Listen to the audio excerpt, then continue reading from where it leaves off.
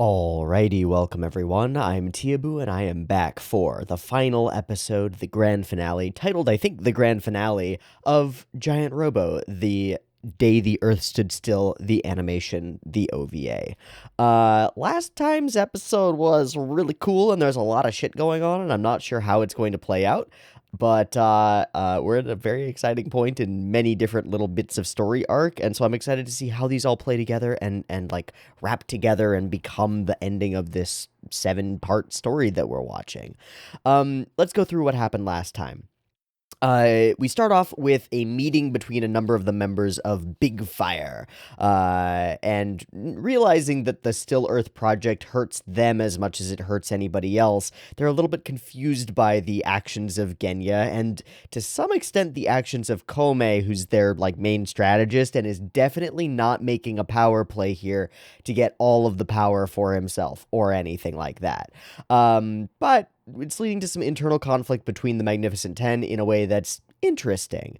We brought in a bunch of new characters, a bunch of actually seeing all these villainous characters, and they're fantastic and they're super interesting, and we get to see them express their powers in a pretty cool and expressive way a little bit later, along with meeting Sunny the Witch, who's actually the Sally the Witch and is another piece of media material. Just some crazy, weird, bad guy villains having conversations on gigantic floating pillars stuff, and it was wonderful. We got to see back on the other side, there is currently something wrong with Robo, who is now chained down again and restrained again, but has this weird growth of like whitish crystal or something on its shoulder, and don't know what that is, but I'm going to guess that it's highly plot relevant and it's going to matter a lot in this next episode, but I don't know what it is. And we also get to more fully and seriously meet Murasame-san. He's been flitting around the outside of our viewpoint in the show since the very beginning, when he was in the Cathedral of Notre Dame and was like there for the initial events and finding stuff out.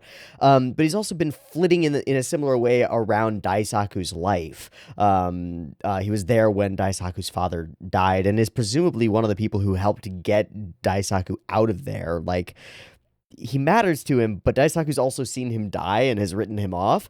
So we bring him back in and reveal a bunch of information from this information gathering character that helps determine the rest of the episode's run in a pretty interesting way.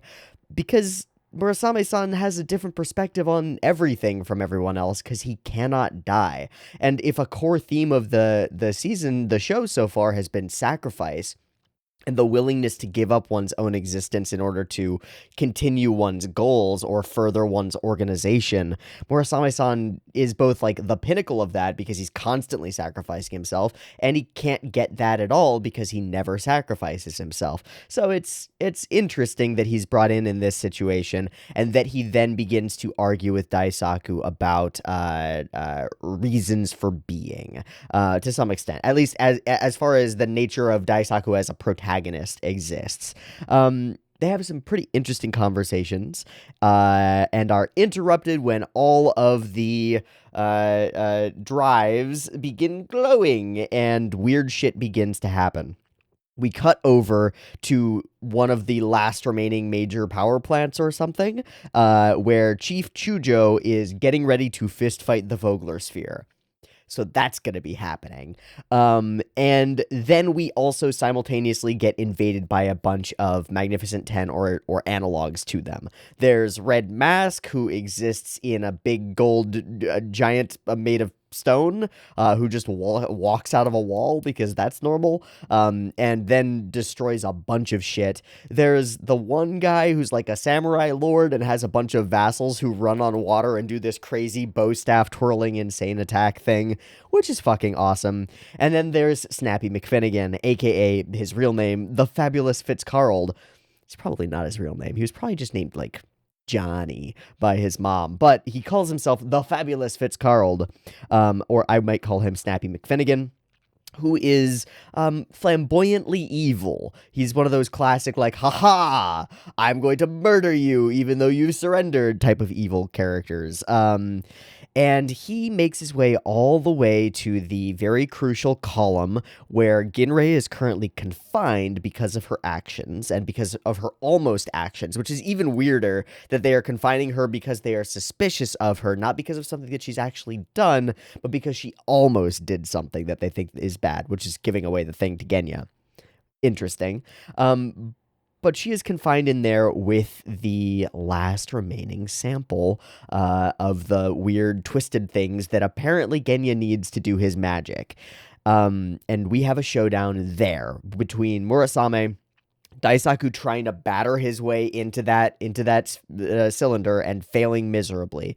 I rewatched this portion earlier today, and the sound effect when Daisaku like swings that giant thing, it's like a giant staple, I don't know what it's from actually, swings this giant piece of metal into the cylinder that Ginrei is inside of, and it just sort of goes thunk, is amazing. It's not a ksh, it's not a boom, there's no indication that this will ever work, and Daisaku just keeps swinging it wildly, hoping. So it's quite a thing. And then continues to argue about the nature of sacrifice and the nature of being a hero while Murasame is getting obliterated by Snappy McFinnigan right behind him. Is fully like using up his life to protect Daisaku so that Daisaku can hopefully become a hero, while telling him that he shouldn't be doing this and that this is not something that he agrees with. Like, Murasame's actions and Murasame's words fully clash in a way that's honestly really endearing to me. At least that's how I see it at the moment. I'm not sure if I'm reading it right. Maybe it's wrong, but still, it's very interesting. And eventually Murasame falls. And given the camera angles and the sound design and the feeling around the moment, it feels like Murasame-san is actually dead here. Now, he might not be, because he has literally said in the same episode, I am not mortal, like I cannot die, that's my power. So maybe he cannot die, but maybe he got chopped up enough that he can die. Regardless, he falls, and Daisaku says some stuff about wishing that he could just be a kid and not have to be an adult making all these insane sacrifices for other people, and all of this sucks, and I don't want to be an adult if this is what it means. And then the column begins to glow as Snappy McFinnigan approaches evilly. The greatest adjective, approaches evilly. The column begins to glow. Ginrei turns in her back to tank and says to us some stuff about having to figure it out. And Daisaku, you still believe in your dad. I want to believe in mine. I'm taking this sample and ... I don't know what she's going to do with it. My theory is still that she's going to teleport it to deep space and just drop the sample to where nobody can get it. Still my theory. The chances that she actually teleports directly to Genya and is just like, let's find out what happens, seems possible. I don't know what the fuck she's going to do with this thing. It's a crazy cliffhanger because we have a character that can do literally anything when she wants to teleport, and it will sacrifice herself, right? Like, we know about her teleporting, that the further she goes and the more she puts into it, the worse the repercussions are for her. So again, we've got a layer of sacrifice, and she's going to teleport this thing to ... I don't know. And that's where we've left off. Chief Chujo's about to fistfight a sphere. Ginrei is about to teleport somewhere. And we have to wrap this whole story with dozens of characters having now introduced the big bad big fire. I don't know where the fuck we're going with this, and I don't know what's going to happen, but I am quite excited to see what the next 59 minutes have in store for us for Giant Robo. Give me a sec to pour some tea. Oh, that's hot. Okay, and we are golden.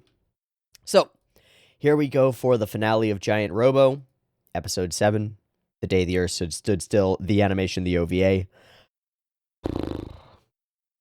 It's been a wild ride so far. Let's go through the home stretch. Okay, I've got it ready to go. It's 0 seconds. There will be 2 versions. I went ahead. It's been annoying me a little bit, but I haven't been annoyed enough to like stop the recording and mess with it. But I messed with the subtitle delay so that, because recently person will start talking and then a few frames later the subtitles will begin, and it's just a little bit of cognitive dissonance when the subtitle timing isn't right. So I've moved it back a little bit, and it should be like on the mark mark now. So when we swap scenes, the subtitles shouldn't remain between scenes.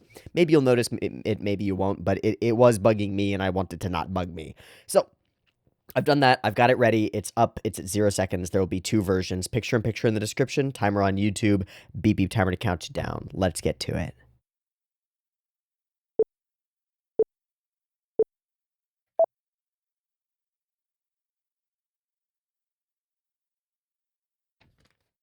Okay, like a battle march in the background.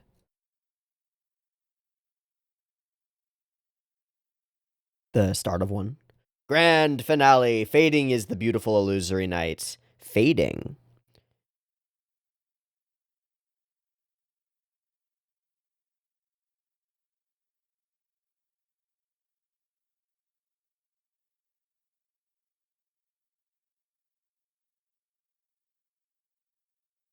Oh. Crazy. Move, see, or hear.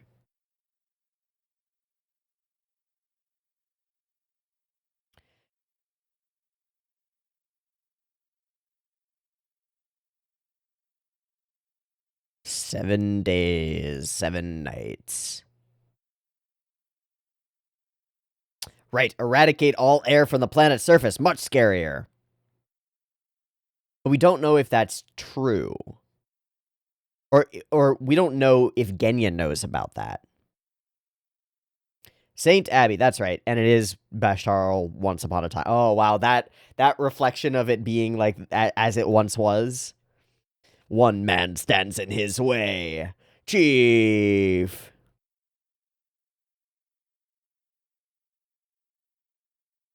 Damn right it is.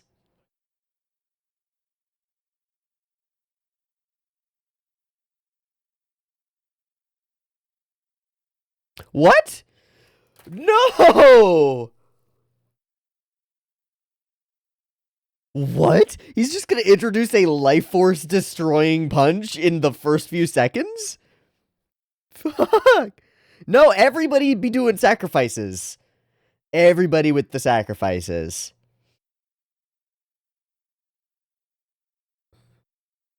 And that's a part of the thing.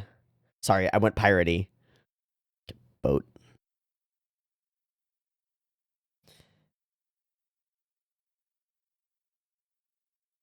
Okay. Okay. Oh. Where'd he get rockets for his feet? Whoa, that's weird. Nani? Okay, we're back here. Hey. So as she's teleporting out, she communicates with him?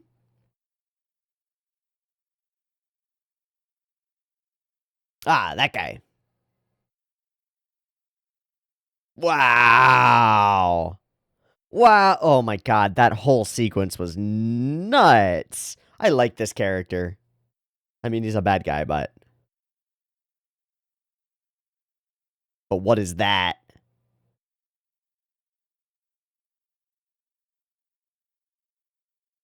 Did you just teleport the whole area?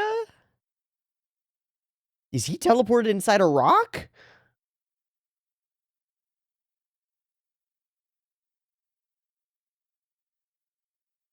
Oh, he's gonna kill him.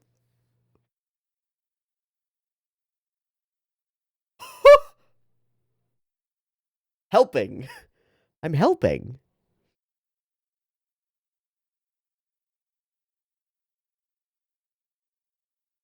Holy shit, Red Mask.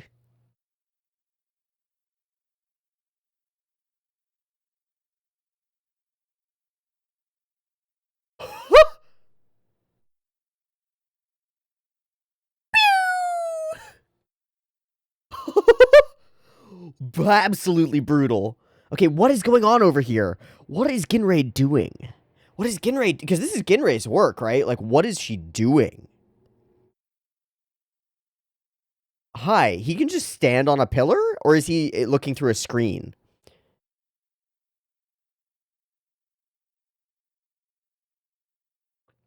Kome's got his own Still Earth op. Okay, what's your deal, Kome?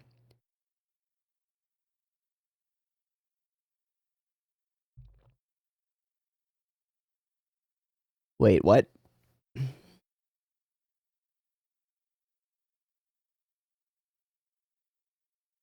Oh my god. Kinray just teleported that shit here?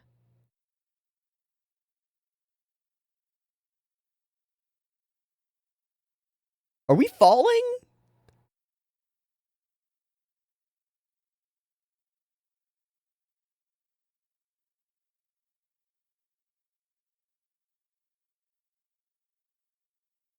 Okay. Okay.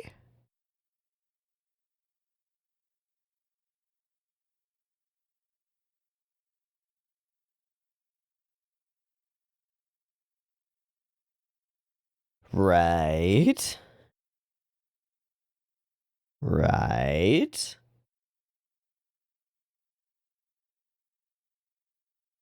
Aww.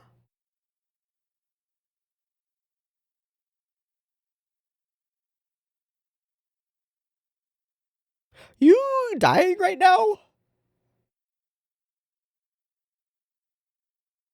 Yep. Kind of. Duh.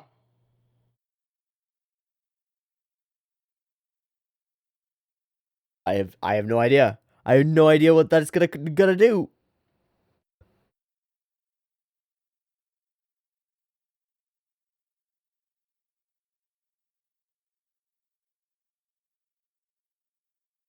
Just teleported Ryo Zanpaku here. Is she in here?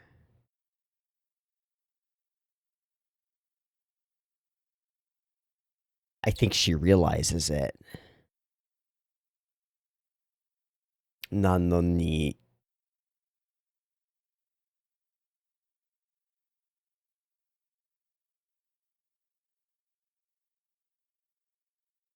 If you gotta act, you better act. Oof. Uh-huh. Oto, hi! How did he get out? I guess he got teleported here. How did Daisaku get on? Okay. What's on his shoulder?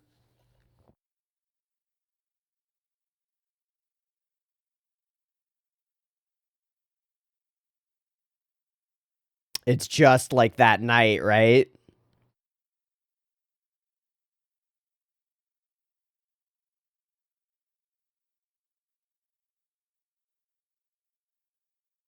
Oh. Oh. The what? Okay, that's the same sparkles from Genrei. Masakana. It could be. Oh, it's a great looking horse.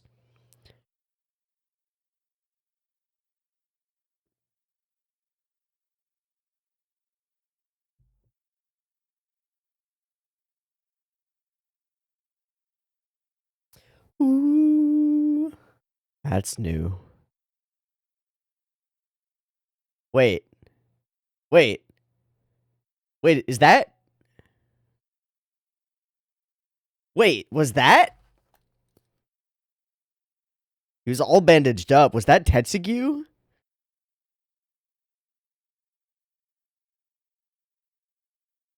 Oh. Hello, Robo. Still a great looking horse. What a go! Oh, what are they doing?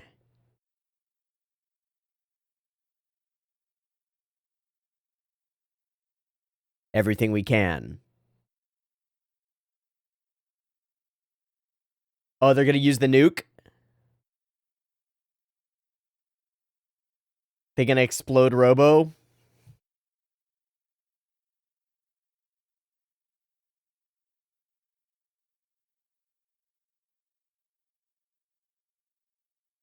Oh, no. What's up? Oh. Because she's made... I don't know that she is. She's made a choice, though.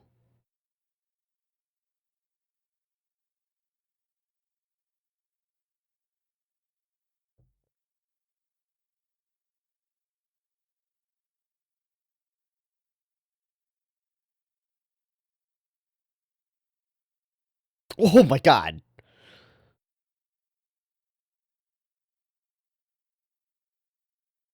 My guy! Whoa! Let him become a hero. Fuck.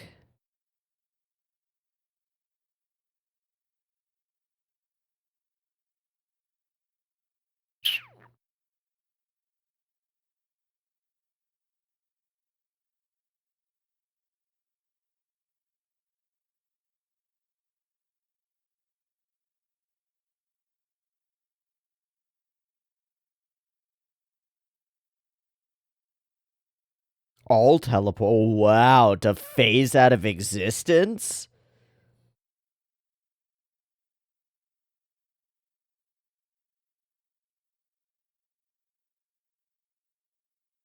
This is part of Kome's plan?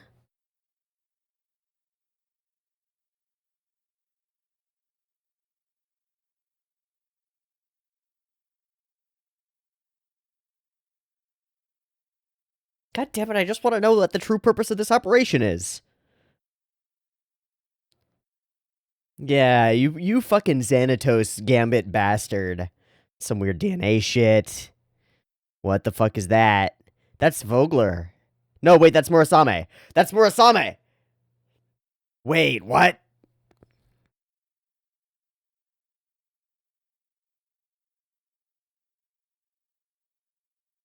Alright, everybody's given up.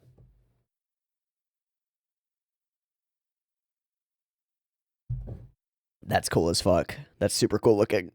Oh, that's double cool looking. Oh, shit. Okay.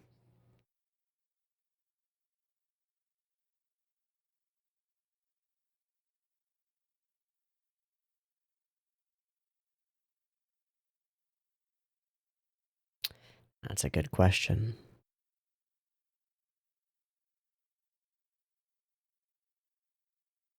That's not a good idea. That's not a good idea. I'm sure of it.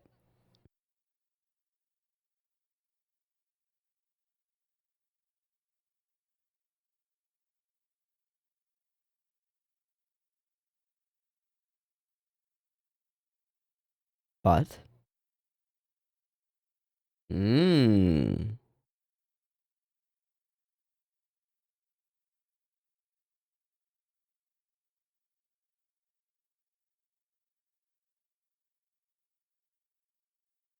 Of course. Of course he is.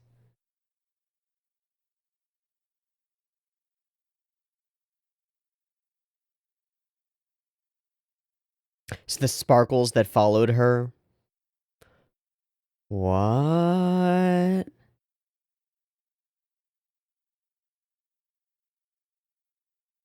That's so sick to just light a cigarette off of it. Is he gonna, what, go through it?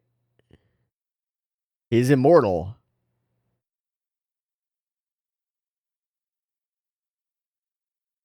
Sacrifice again?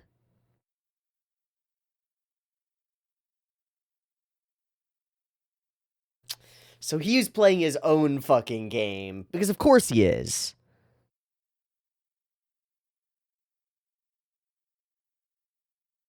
That looks great.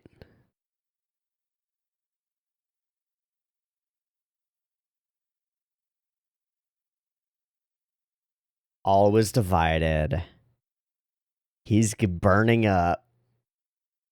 Yeah, but I think you might, I don't know. All right. Okay. All right.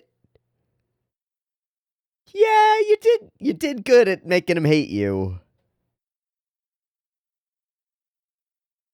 She understands the pain of being immortal? Oh.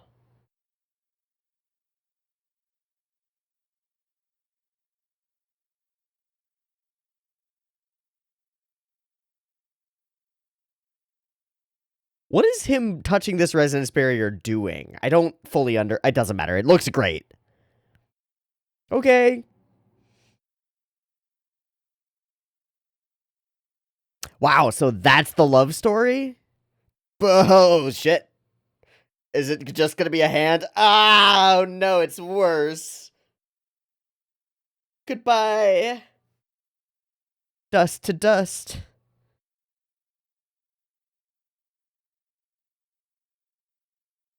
I don't understand what that was for. Why did he do that? What did it do?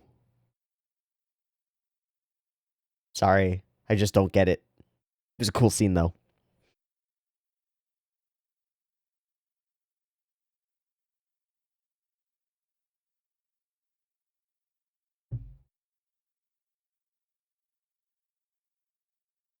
Hoya!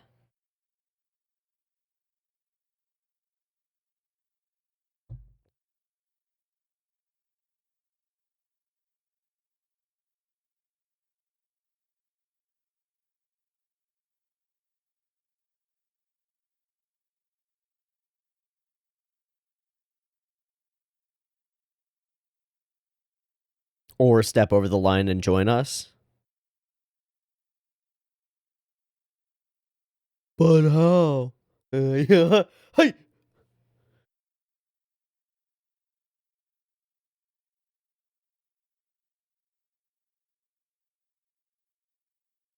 This guy sucks.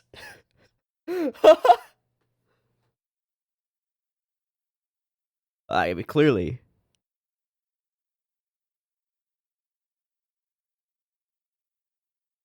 He's got to make his own choice. Gonna step over the line? Oh, hi. Oh, hello. It's the sphere.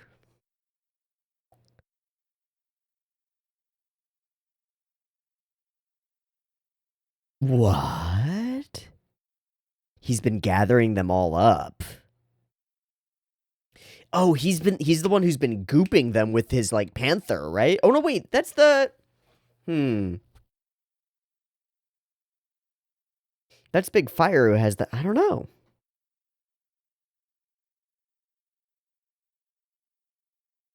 Hello, Neptune. Hello, I forget what the bird's name is. Garuda.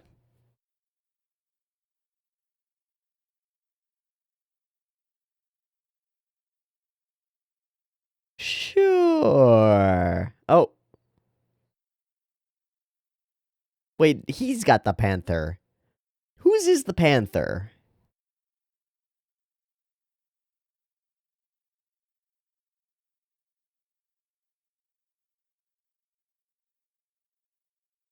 What? So, Master Achilles is the panther.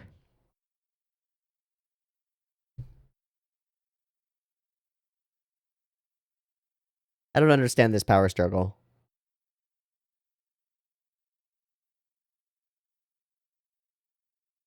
That was a really cool transition into the rocks below the thing. That was amazing. Shit's fucked. We're running. We're running. We're running. What's gonna come up from those?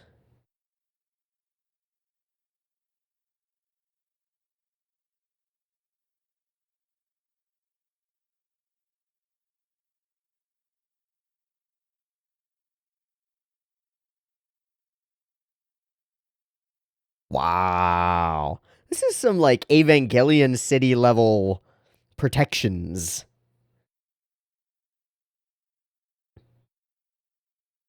And Daisaku is still behind the line? Or has he moved?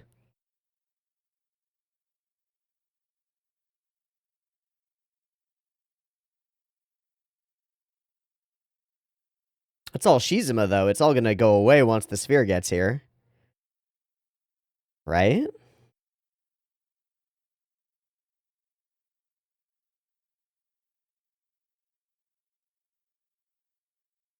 Remnants of the commander, chief. Oy. And he's not doing anything. Oh, is he just standing right there and letting it go next to him? Ah, the shadow covers you. What will you do, Daisaku?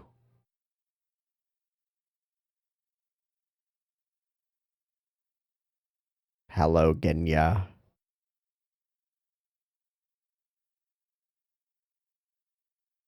Yeah, what have they done with Robo?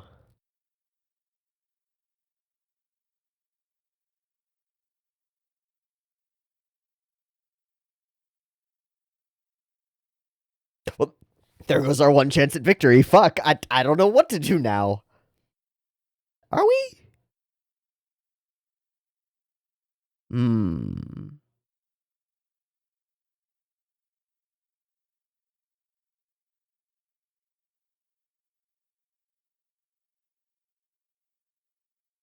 Okay, so we do bring it all the way back to that.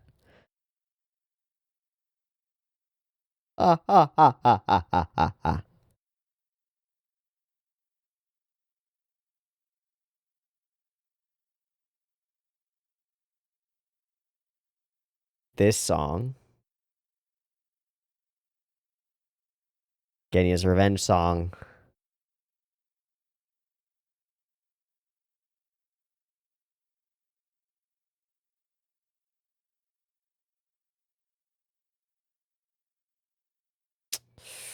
Not with that attitude. Hey? Huh? All right, there it goes. Pop, pop, pop, pop, pop. But what about the main one?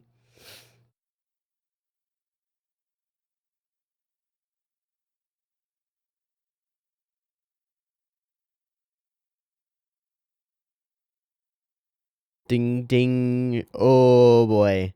Yep, that's working. So what were the preparations that they made before, even for?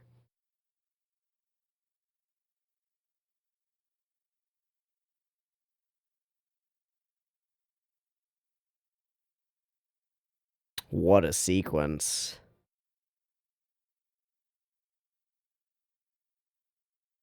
What an insane sequence, wow.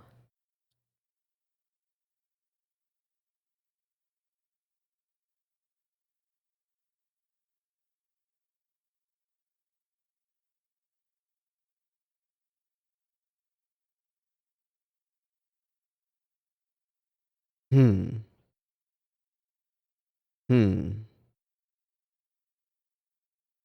Oof.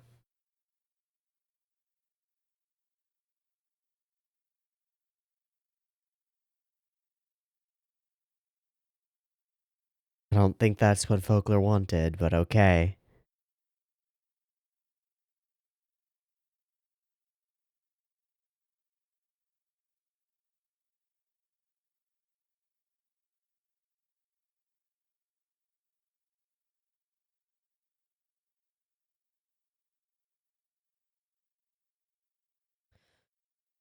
I don't think so, man.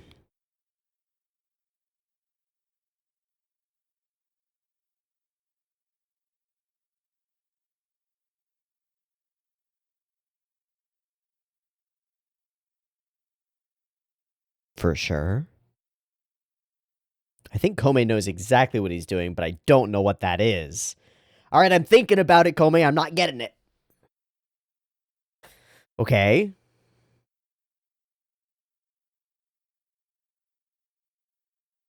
Okay. Hwacha!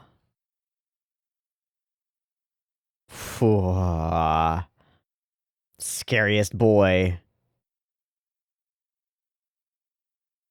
Yeah, actually. Wow, that's super cool that he was able to just manifest a sword out of it.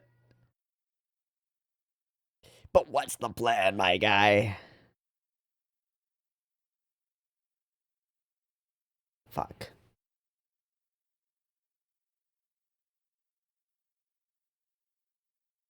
Dun dum. Hi.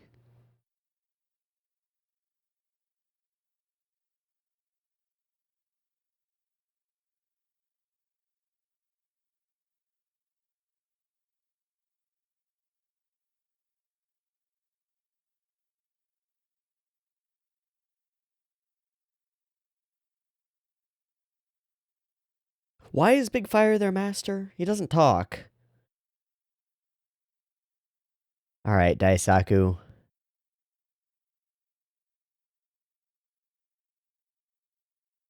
Oh, they got teleported in.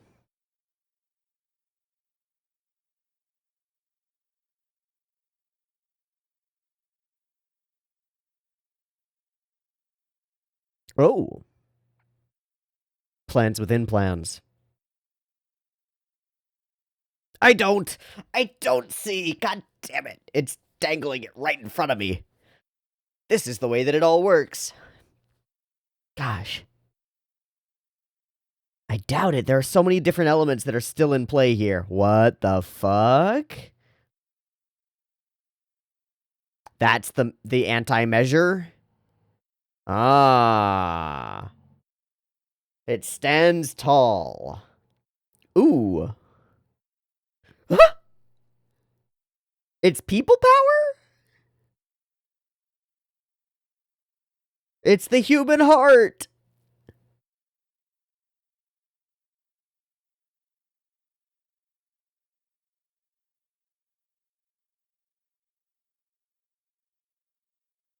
The one sample using an anti-Shizuma drive instead to generate power.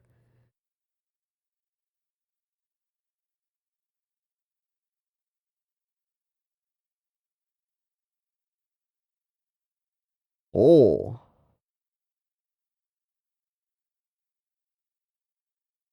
Oh. Huh. Thunk, thunk, thunk, thunk, thunk, thunk. Okay. That's super sick. Got it. If only we had more time. Gosh, so much flashing stuff.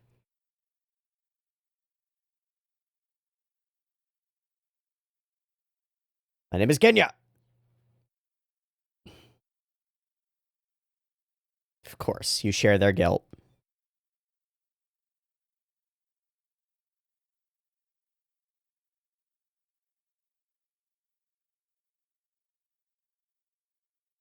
Ugh. Ugh.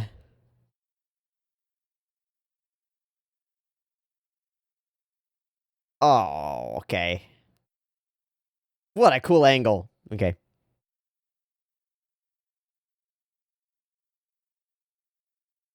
Robo. Robo.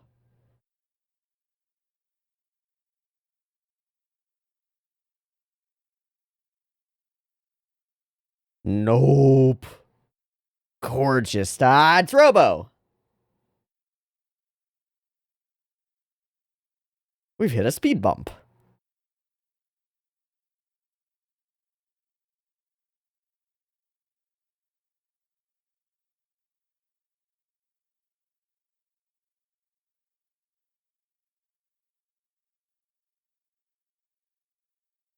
This build.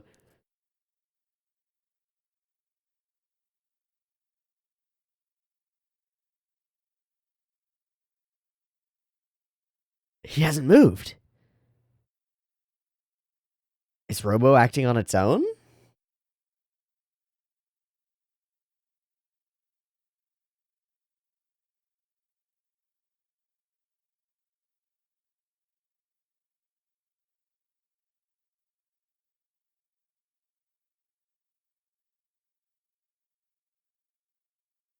Hmm. Mm-hmm. Mm-hmm. Mm-hmm. Mm-hmm. Ginray chooses to believe in her father, and so does he. Hi, Robo. What's up? Go!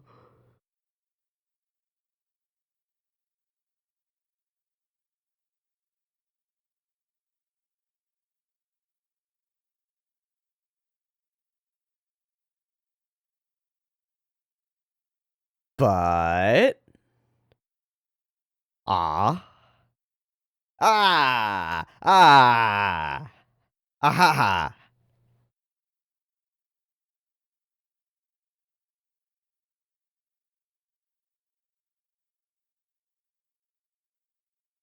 Yeah, I like that as a transition. I still don't have the answers, but I'm going to seek them in my own way instead of doing nothing. I like that a lot. Don't stop acting just because you don't have all the answers right now. Work to figure them out as you go. Okay.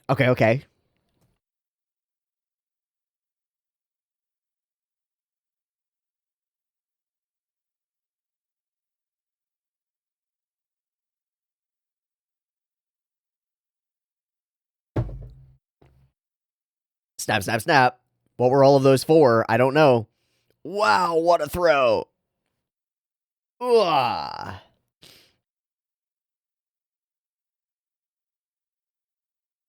Wireless?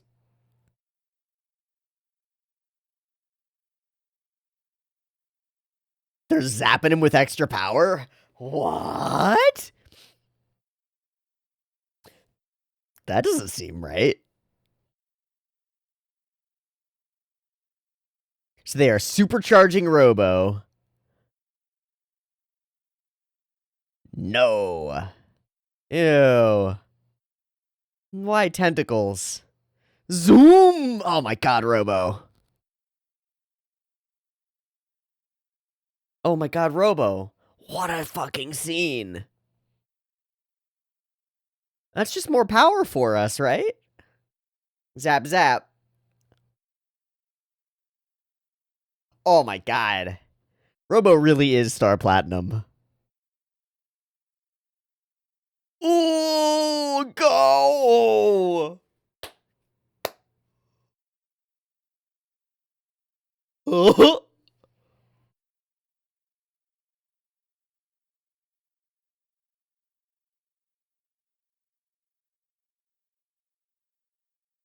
Okay, here comes this again. This is bad. We're back to it, trying to punch the big sphere. This did not work well last time. It glowing.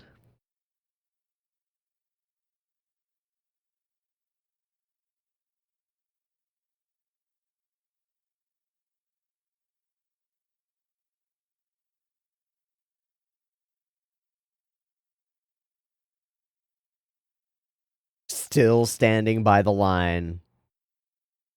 Dink. Sacrifice. If necessary. Hi, Robo. Let's go, boy. Let's get up. Oh, the eye's gone.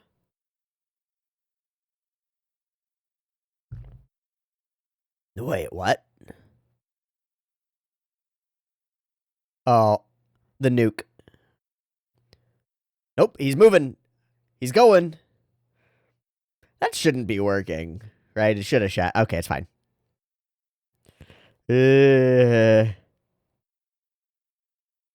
Super powered. Clong, clong, clong. Do you have your driver's license, kid? It's a Messerschmitt.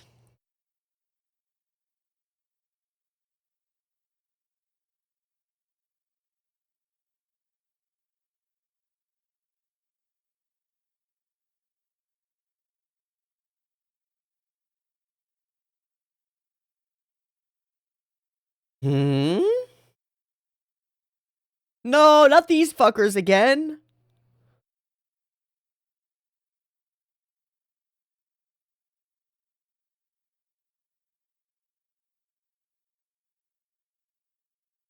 That's the plan? Who's it gonna be? Oh, hi, guys.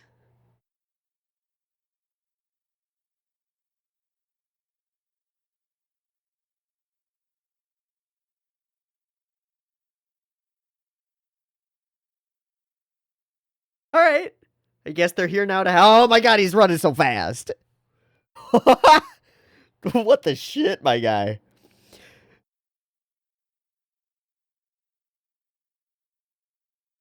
I don't know who that is. Ah.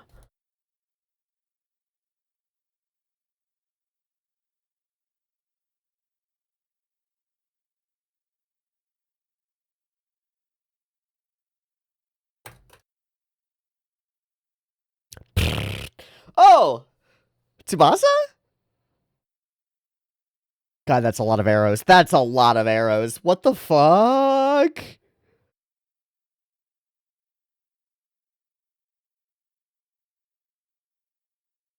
Hi, it's the trio.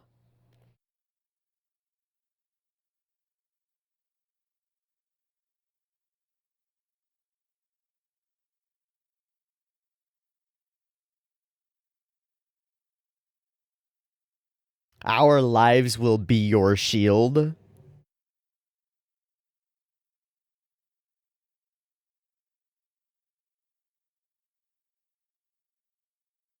Naming each character. Wow. Okay. All right. You know what? I've been shitting on these tiger guys this whole time. I was wrong. They're dope. They're super dope. Everybody willing to fight and die to get Daisaku there. I love that sequence. Hey, buddy! Are we gonna reveal that Tetsugu is still alive?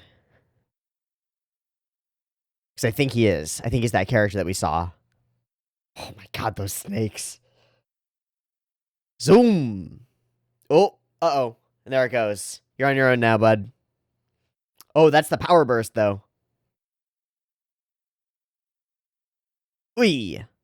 Up we go.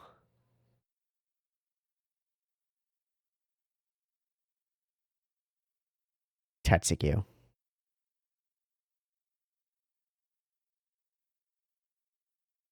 Hey, what's up, buddy?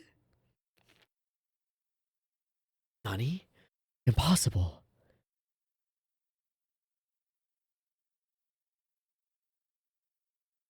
What's up, kid?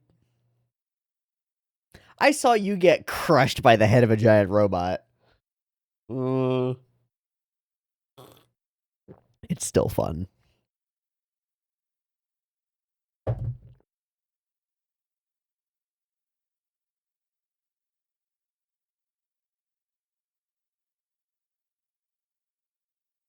Slow-mo running, slow-mo rope, and he taps him along.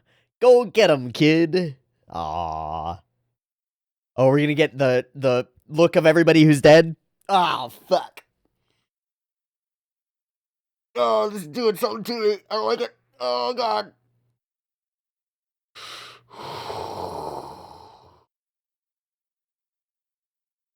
Hi, Dad.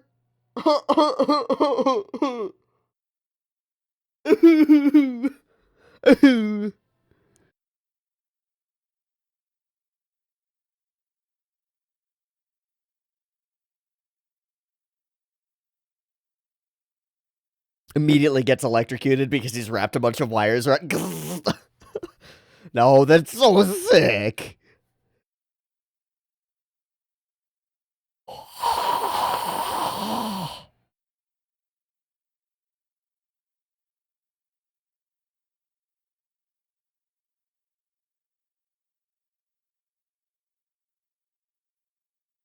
Ooh. Just tearing it apart. All right.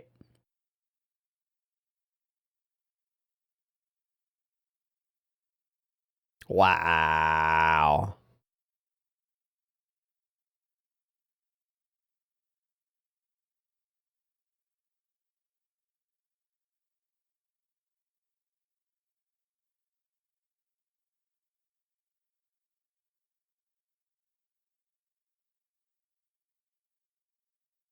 Yeah, he's dialed it all the way up.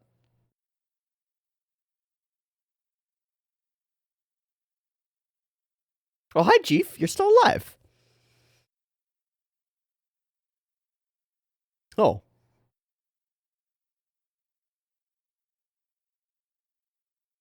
Sure. Don't understand how that worked, but okay, let's go. Final stand. Let's do it.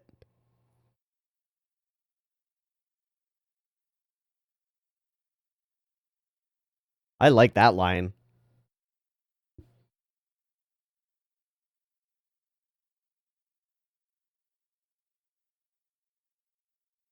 Oh, shit.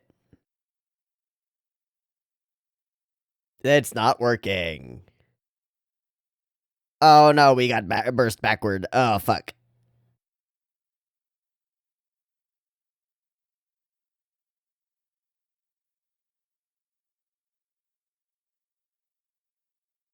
Is that power is a different power. That's Alberto.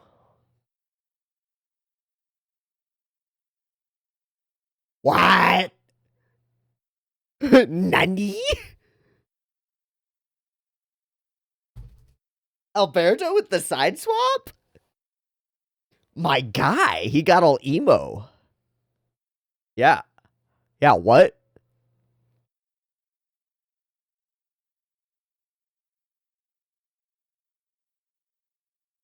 He froze inside the thing on his what?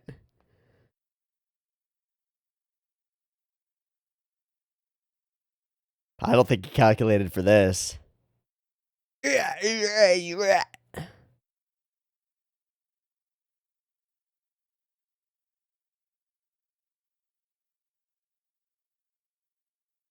Yo, Alberto's so dope. See, hey, this keeps happening. I would be mad at the storytelling of it, but then it's so cool that it's like, no, it's good. It's good. I want to see this. Yes, Alberto? Sure, sure.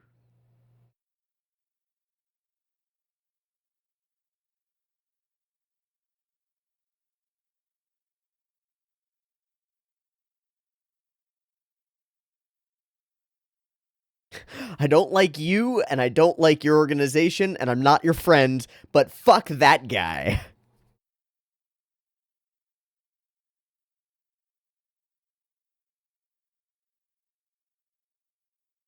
Oh.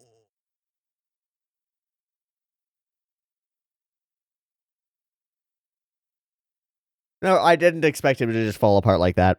Wow. Okay. So, the barrier's down, and Genya is exposed. Oh, buddy.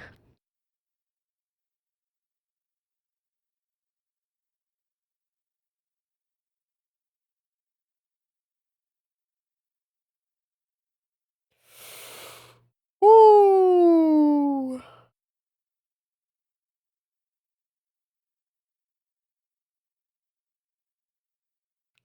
Oh, the big guy, the big rocket. Boom!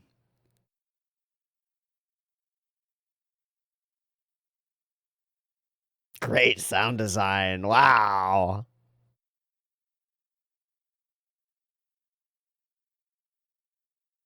Oh, what a transition.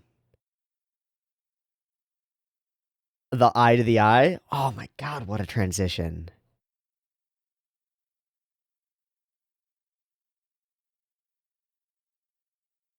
We could, let's hope. What a shot. Oh my god. All of the robo sequences in this episode are super, super duper cool. Oh, why doesn't anybody like me?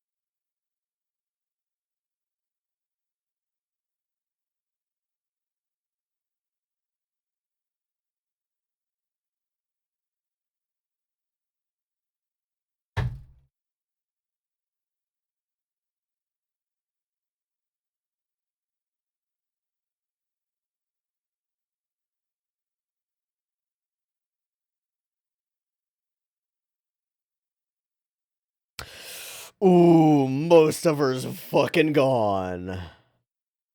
Oh, what a reveal. What the fuck? No, no, no, no, no, no.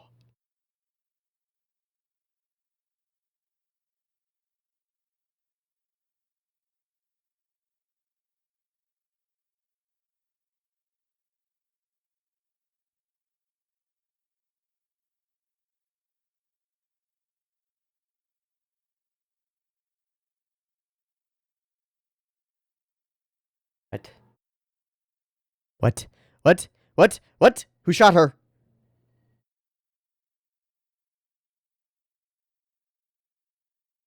Kenya.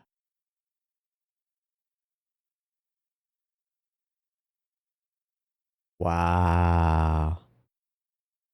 Genya, my guy.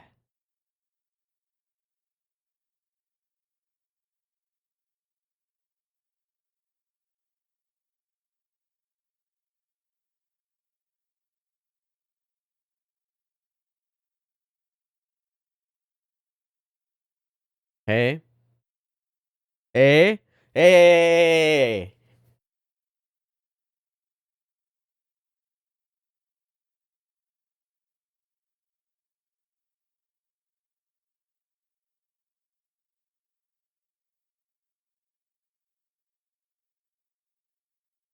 Is it still capable of doing the air thing? Whoa!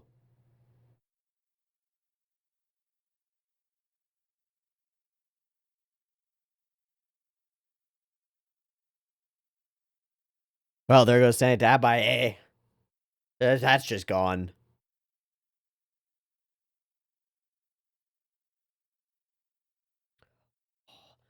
That in the background's amazing. Wow, that looks insane. Darkness.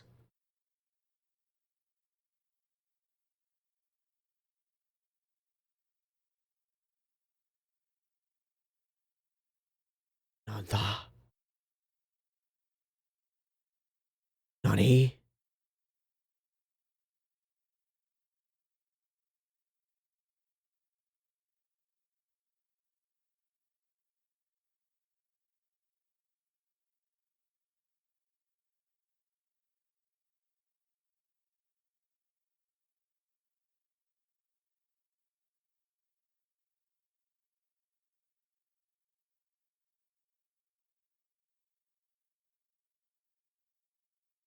Was ist das?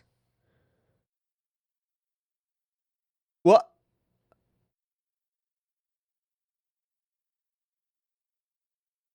Is this where we reveal that putting all three samples together, the bad guy's plan actually works to create more power for everybody?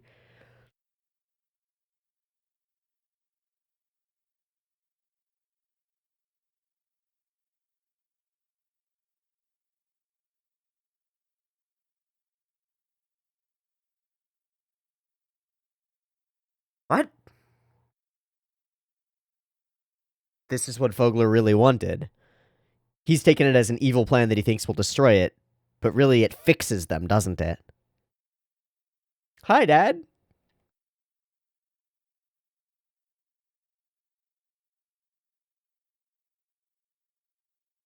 I am now.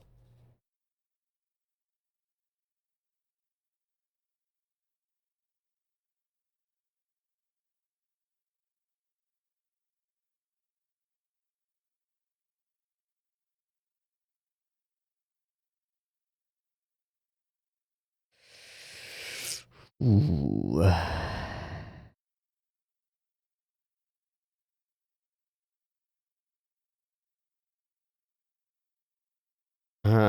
One day something would be bad. So he tried to fix it. He thought, and Genya thought it was, the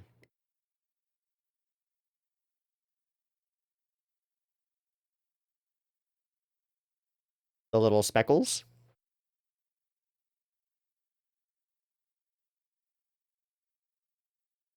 Oh, what?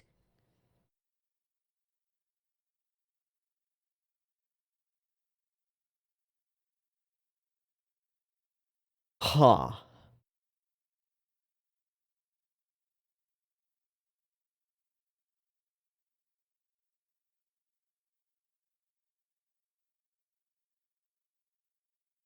So why did it initially get rid of all of the air? So he learned from the tragedy instead of, do not begrudge them. You should have told him that earlier.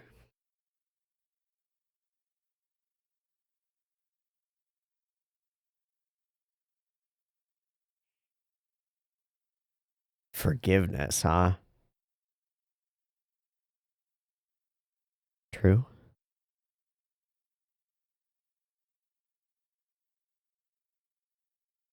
Yes, go. We all did. So with his last days, he worked to fix the problem and save the world. But oh man, and it's a recording sort of, so whoops. Oh, good night.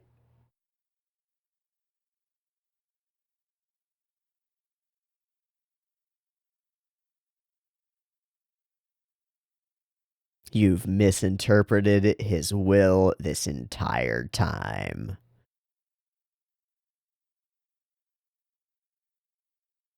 Fuck. Oh, man, guy.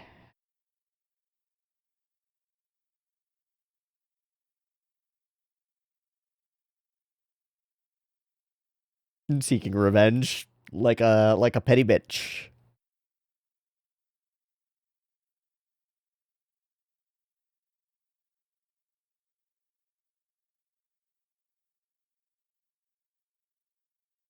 Yeah. Yeah, if you'd been able to make this video recording in any other way. Yup. Oh, she's fading out. Oh my god. I'm not here to listen to your problems. Oh. Oh. The earring.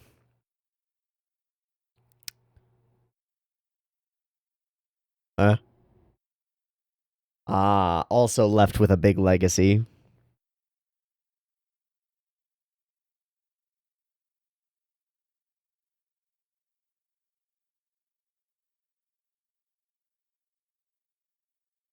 It's still self-destructing.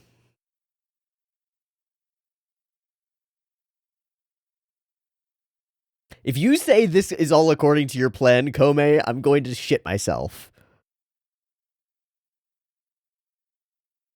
Oh.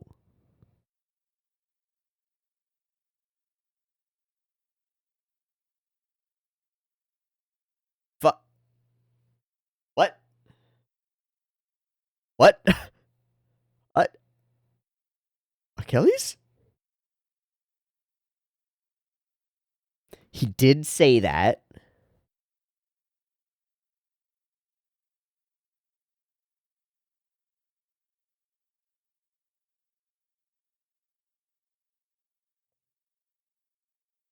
Ah! Nani? What?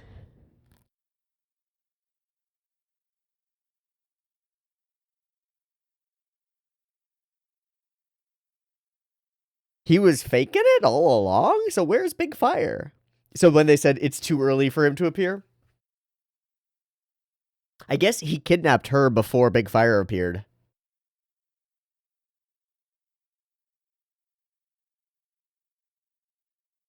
Hmm. He's a weasel.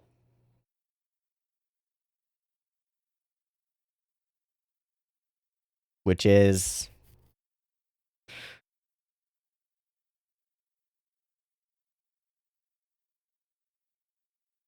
Giant Robo Operation? Are they trying to use them to make the nuke? No. No. What the fuck? This episode is so twisty-turny. This arrow-covered landscape that one guy's power created is so neat. It's like fields of wheat.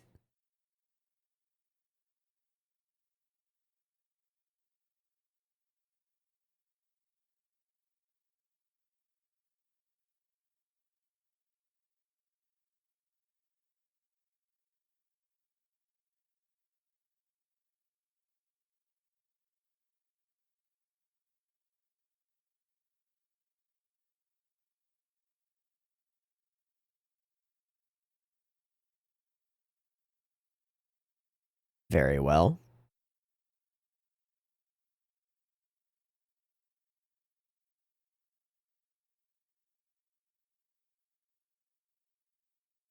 Oh. Oh, buddy.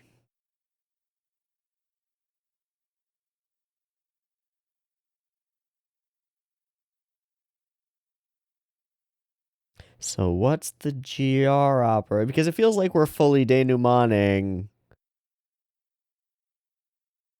Yeah, the earring. Yeah.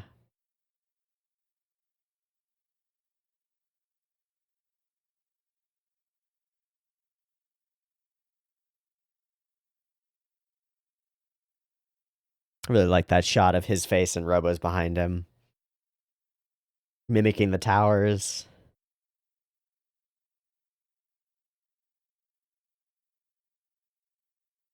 Oh, that's the cliffhang.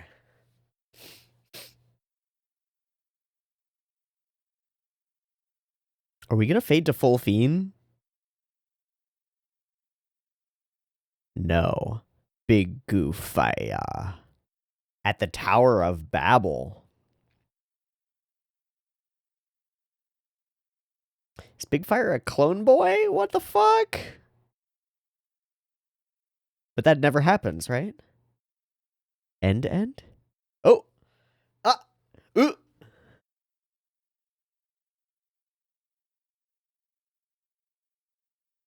End with the beginning.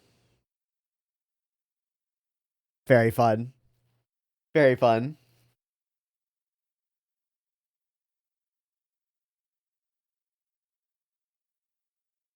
And their battle continues on to this day.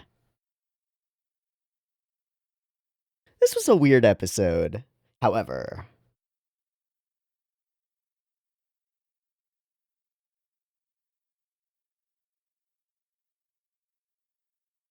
The end, but never the end. Okay.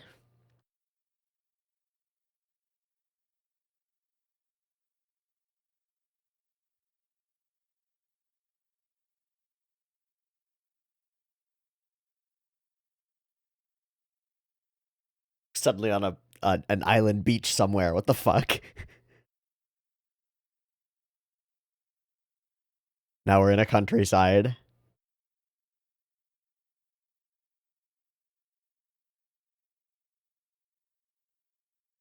Transition again.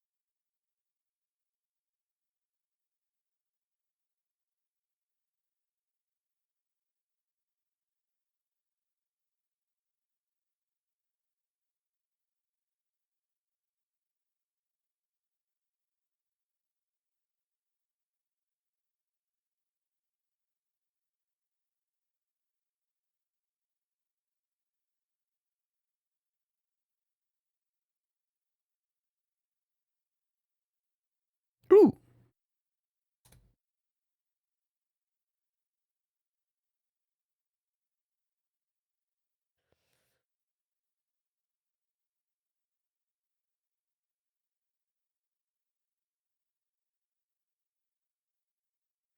You fucking idiot. You're the one who caused it to stop. Okay.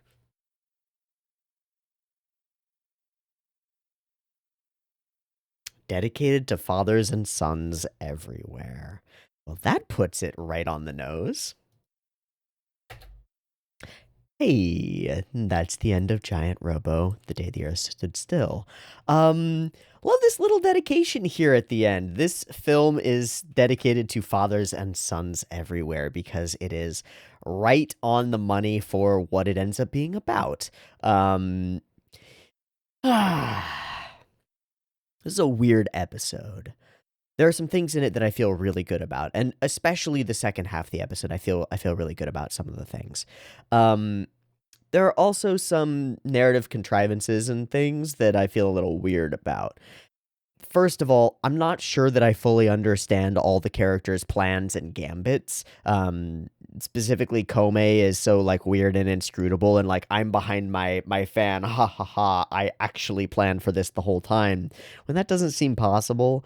Um, and then there's stuff around the cylinders that's weird, but it all still comes back down and around to that misinterpretation of will and living on for someone else in the way that you interpret them without necessarily understanding them, and the difference between the way that Daisaku's father left him with Giant Robo and questions that cause him to go out and question the meaning of things and the reasons for being, versus what Genya took away, which was like commands or specific goals that he misinterpreted.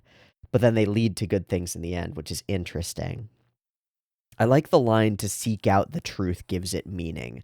And this whole portion of Daisaku's emotional internal journey, which is his real hero's journey over the course of this episode, going from not knowing what to do to understanding that not knowing what is exactly right to do shouldn't preclude action necessarily. Because if he doesn't act now, nobody can, nobody will. He's in a position where he has to. I like that a lot. I like his little speech about seeking the truth and seeking meaning instead of having it before he acts. At least that's how I'm interpreting it. Versus the villainous certainty that he's doing the right thing that we get from Genya. I think that's a big part of our comparison here, is that Genya is certain of himself and certain of his goals, whereas Daisaku is constantly questioning them in a childish way. But that's part of the representation here, is we've got these like children coming up with the ideas that bring us into the future, and that idea of constantly questioning the truth is important, is powerful. Also, the episode super heats up in the second half. All of the robo shots are insane, and there's a ton of cool animation over the course of the entire episode. Ugh. I will say, however, that the first half feels a little scattered. Not muddled necessarily, but scattered. And I think it's just because we have so many plot points that we've sprung up over the course of the series that we have to wrap together to resolve, that it feels like we're kind of jumping around a little bit, to the point where we have to teleport our, like, one group of characters to another group of characters to bring them together. Although that seems to be important and a big part of the whole thing. I don't know. Anyway, we start us off with this great spread of all the battling that's going on, and then move into the battle between Chujo and the giant sphere. And he's fully sacrificing himself for his most powerful explosive attack on Earth, but he plans to die for it. And I love this whole scene, which we then mirror later when they all appear as Daisaku is running, which is a scene that fucking gets to me. That he is just the last in a long line of people willing to sacrifice themselves for the common good. And that's what makes him a heroic leader, right?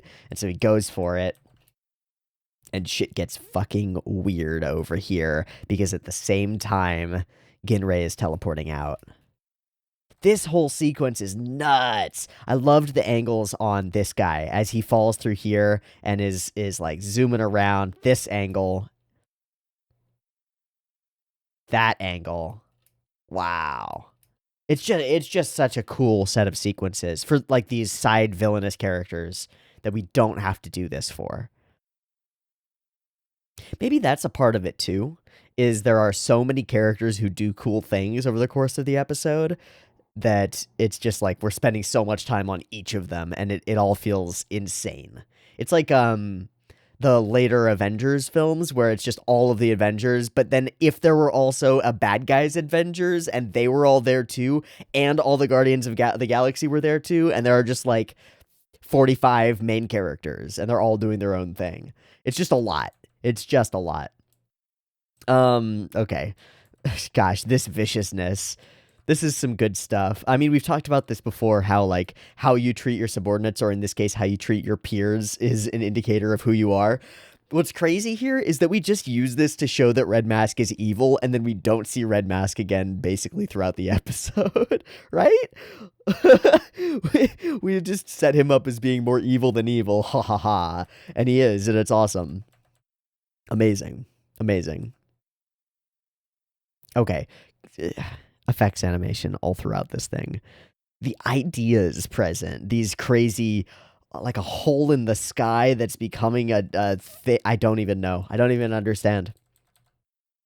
And then I can't tell, is he's actually there physically standing on a pillar in this location somehow? Cool.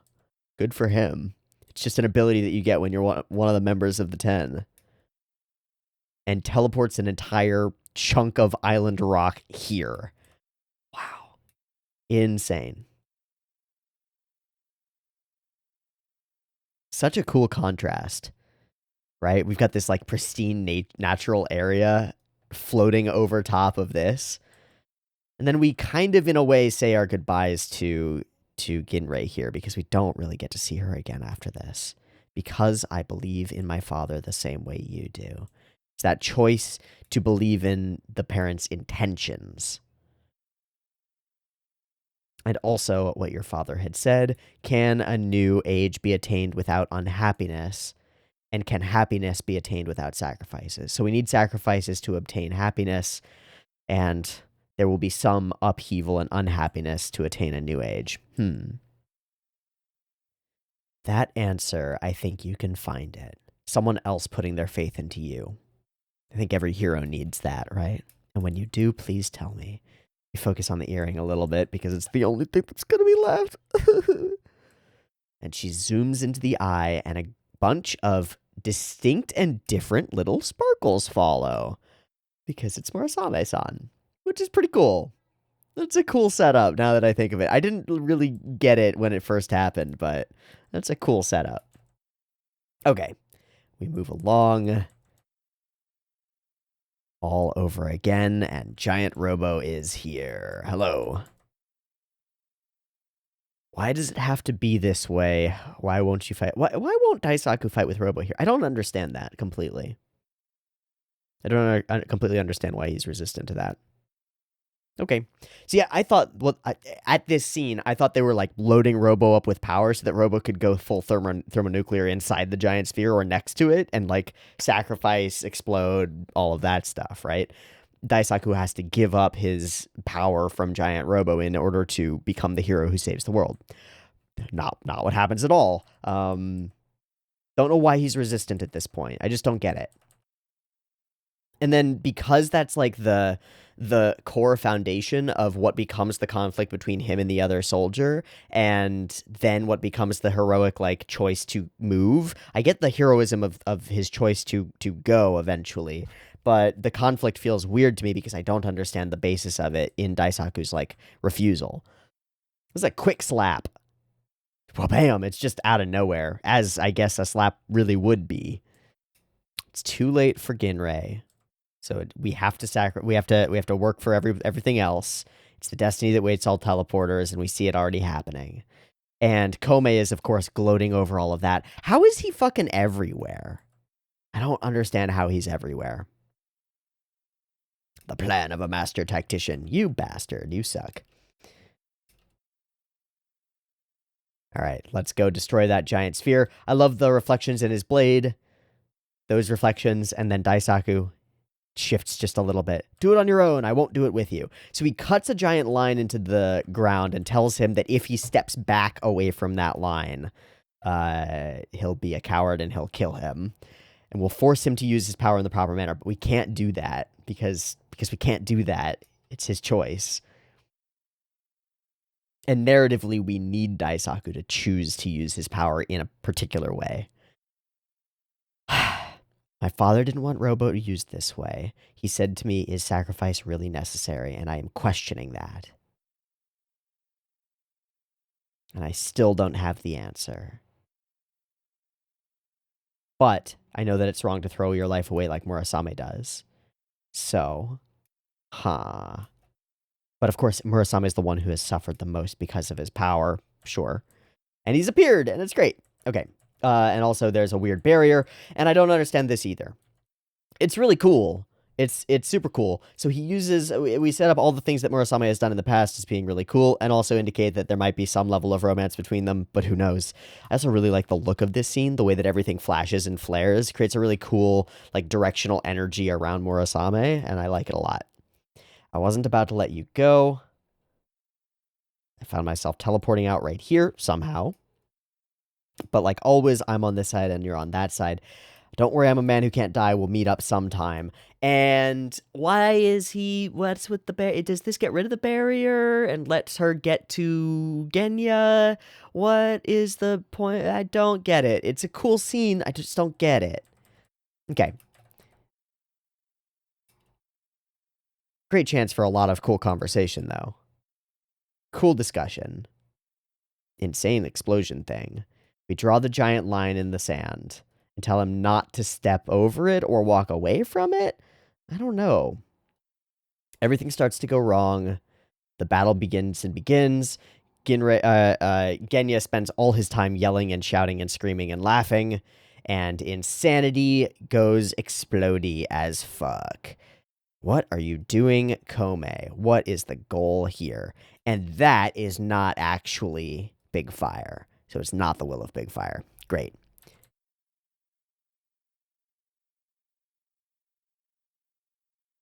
Okay, so these guys get their orders that the situation has changed.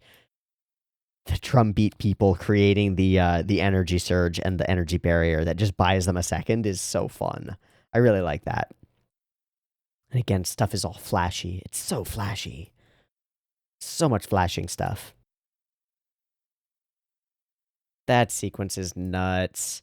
So this thing flashing with energy against a barrier, and then all of these characters falling one by one past the camera. That's so nutty. The whole energy field disperses. They're able to show so much with just visuals and demonstrate so many of the weird techniques and explosions and power struggles that are going on here through just the visuals. Also, these debris-related, like, fully moving sequences are bonkers. And the Robo Reveal. What's up? It's Giant Robo. He's back. This is, I think, where the episode really takes off. It really kicks into gear here as we reveal that Robo is sort of fighting on its own. Or I guess we do cut over to Daisaku, and he's made his choice and is ordering Robo to do this. I don't know why Ginrei had to do this, but I cannot leave things this way. I will do something. This has to be some kind of mistake. I don't believe that Ginrei's father would wish for all of this to happen. In a way, he has more faith in Vogler than even Genya does, right? Because Genya just takes him at his word. It's that same conversation we've talked about before that's like, well, if your dad had left you the will that was like, jump off a bridge, would you do it? Or the will to destroy the world with a being of incredible power, would you do it? Genya's like, yeah, for sure, of course. Well, my dad is going for this scientist who dedicated his entire life to pursuing the good of humanity. What he wants from me is to go and destroy humanity. That's the end game. That makes sense. Never spends the time to investigate that further or think it through more fully. All right, Robo's cool. Robo's always fucking cool, but he gets a couple of moments over the course of this episode to be cooler than cool. He gets some time to be absolutely fucking awesome. I can't come up with an answer for it, but I'm going to do what I can. I really like this. As a core motivation born of hardship, from looking at all the different ways that all the characters and all the adults around him sacrifice themselves or don't, or act or don't, or follow their parents or don't, Daisaku comes up with his own answer, which is really important because it's kind of hard to come up with in real life. It's kind of hard to come up with answers for these existential questions of like, can happiness be achieved without sacrifice? Well, I don't know. And I don't know if I'll ever know. So I have to come up with a working answer for now. And I think that's a really interesting way of looking at things because you can become stunned and catatonic and non-moving. You can just become stagnant if you insist on having all the answers together before you act. Whereas you need to be acting, and so you need to come up with a workable solution for now. And in this case, Daisaku thinks what Genya's doing is definitely not the right thing. There's something wrong with that. And Ginrei has trust in her father, and I want to too. So I don't know if there's an answer to this question in particular, but I'm going to do what I can. I like that a lot. God, Robo is so fucking cool. I'm going to fight the best that I can. And he stands. So watch over me, Father. The spirit of his father is with him, even if he doesn't have an answer to those questions, because he's going to act until he can find the true answer for himself. And later we get it, and we'll talk about it when we get it, but later we get the follow-up to that, which is somebody using, quoting his own teacher and saying, to seek out the truth is what gives it meaning. And I like that a lot. The process of seeking is the important part. I like that a lot. Whereas Genya just assumes that he knows exactly what he should do, and then follows it. I like that. Oh man, this sequence, that's right. This shit, pushing the whole thing, the spin around, Robo passes us, and Daisaku flings his arm like that, and we transition the camera. That's so cool. That's so cool. Nyom. The sense of momentum is amazing. It's amazing. What power, indeed. Indeed, Genya. Switching to wireless mode and just electrocuting all the things flying off of Robo is insane. There's no way that there would be such a low low loss of power, but it's fucking awesome, and so I don't care. I don't like these things. I don't like them at all. But it's a super cool looking idea. God, what a sequence. God, what a set of sequences. Oh my god. How? It's like an Itano circus, except that instead of being missile lines creating space, it's the lines of these whip things creating the space and ripping into Robo. That's so nuts. Zap, zap, zap. Keep going, Robo. Bursts free. This is fully a JoJo's pose, right?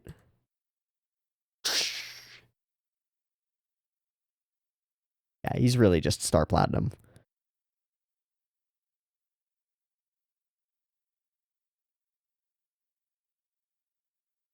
I love that we zoom through this focus.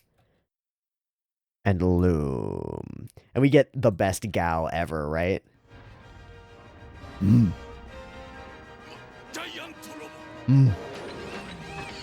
Oh, I guess so. Maybe not. Maybe I missed it? I thought there was a bigger Gao. Okay, it's just as he appears. Go! Hell yeah. So the barrier goes up, and this is the most terrifying thing we could deal with. Of course, this is exactly what he planned to do in Paris. He's going to do it again. Daisaku refuses to do nothing and just stand there. Instead, he is going to act and put his own self on the line. I have to do something. I have to act, and so he does. And he leaps into this plane tricycle. What are Messerschmitts? I think they're German-made planes. I think they're planes. Aircraft Corporation. Motorcycles? Do they make motorcycles? They make planes. Nope. Oh! They did make a Messerschmitt KR200 Tandem, which is a 3-wheeled vehicle with 1 wheel in the back. And it actually looks exactly like the thing that he's riding in. Kind of. Different engine, obviously. But it is what it is. This is a cool racing sequence almost. It's very neat. And it just looks super dope. And all the other people being scared for Daisaku as he's doing this. But Giant Robo is calling to me, and so I've decided to go. Ah, not so fast. And the whole squad is here. So, we get the chance for all of our characters to throw in to some extent of their powers in order to accomplish the big goal that one character has to do. It reminds me to some extent of like Frodo with the ring, of like a Lord of the Rings sort of situation where we've got all these ultra powerful characters who are waiting for the one character with the MacGuffin to do the important thing because he's the only one who can do the important thing. And that brings the whole group together in order to fight off the bigger foes, right? Yeah, that works. I like it here. I think it's really fun. I think it gives us a chance to use all these characters in an interesting way. And it finally starts bringing everything together because everybody's sort of aligned toward one goal. It's at this point where the episode sort of snaps into focus for me and starts to feel a lot better. The first half of the episode feels a little bit disparate. But we get, the mysterious arrow that saves us. Also, what is the debris that goes past there? Oh my god, it's his fucking body. And then his bow staff falling apart. That's crazy. And then they land up on top. Who dares? We are the squad of Squatty Squad. And they're just talking about how cool they are. I like this moment, how he's zooming, and this guy just jumps off and continues zooming even faster. He running. Oh, it's so neat. It's so neat. I see the teachings of my master, Chogai, within you. He said, and this is the same guy who has yelled at him before in the same episode just moments ago, to seek out the truth gives it meaning and value. Therefore, the process of seeking is what matters. I give you thanks on behalf of all of us. We'll do this ourselves. This is fully like a thousand blades or whatever, Tsubasa's primary attack.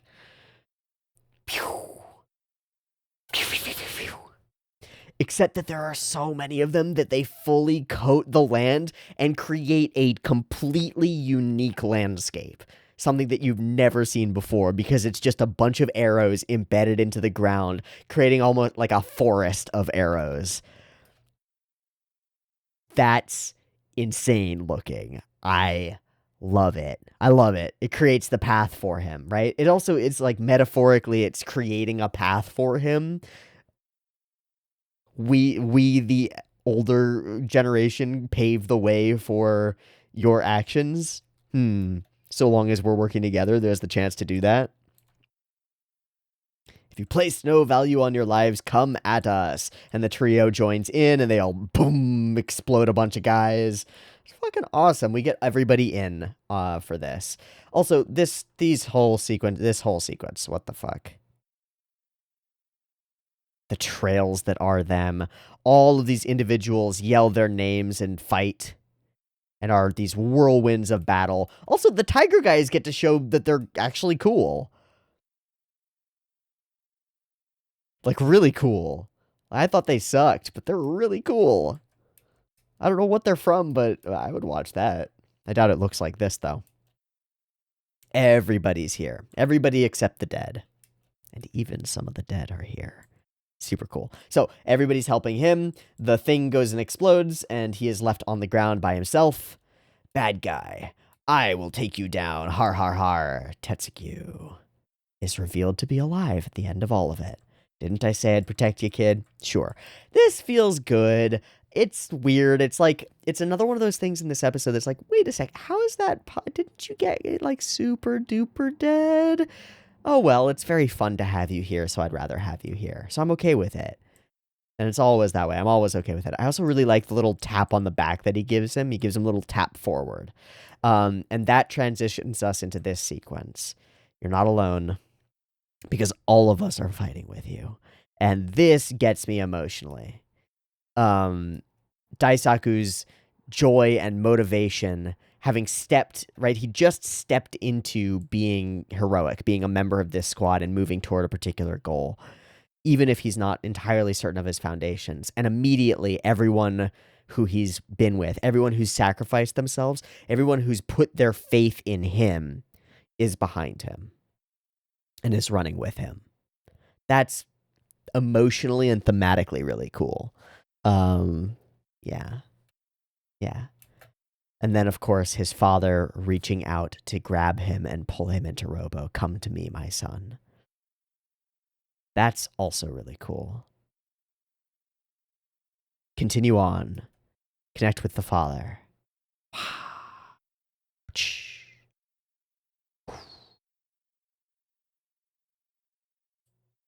Ties himself up in Robo. I tie my fate to you. Let's fucking go, Robo. This whole shot of Robo turning around has some of the coolest, like, movement of shadow ever. The way the shadows shift across Robo as he moves creates so much depth and emotion to this. It's so cool. It's so big.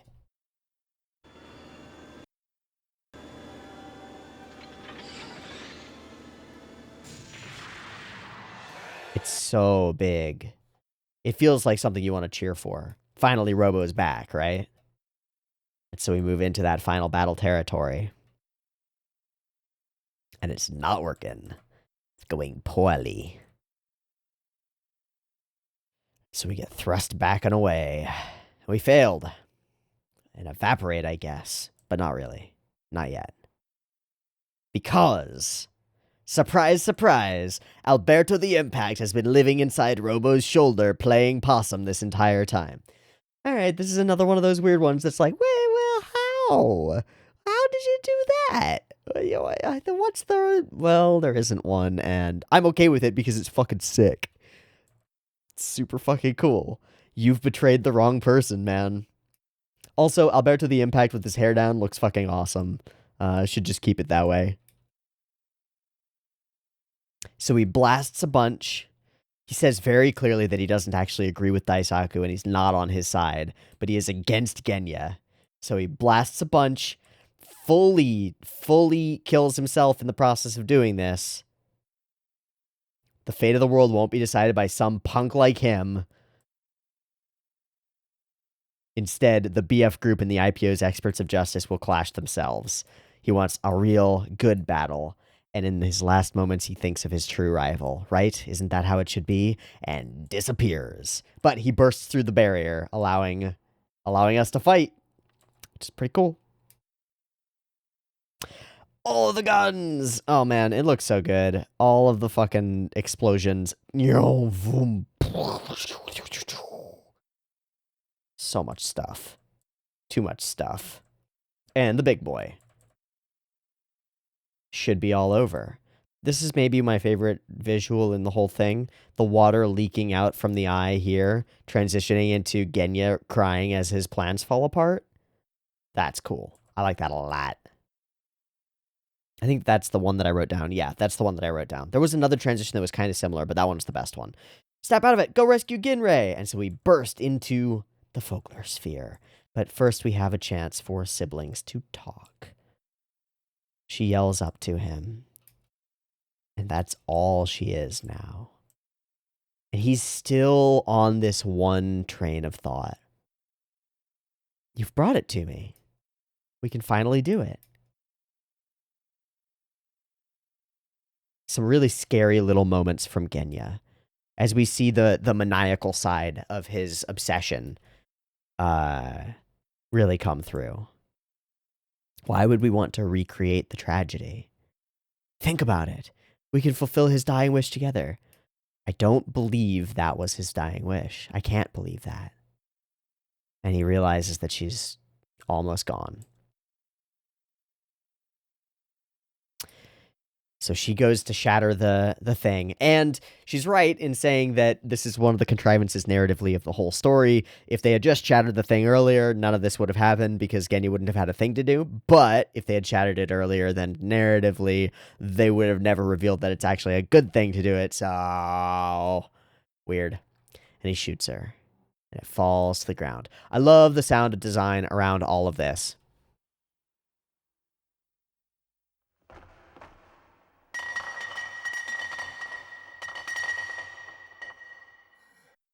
That shit is amazing. And Ginrei dies. Hanging on a wall amongst Shizuma drives.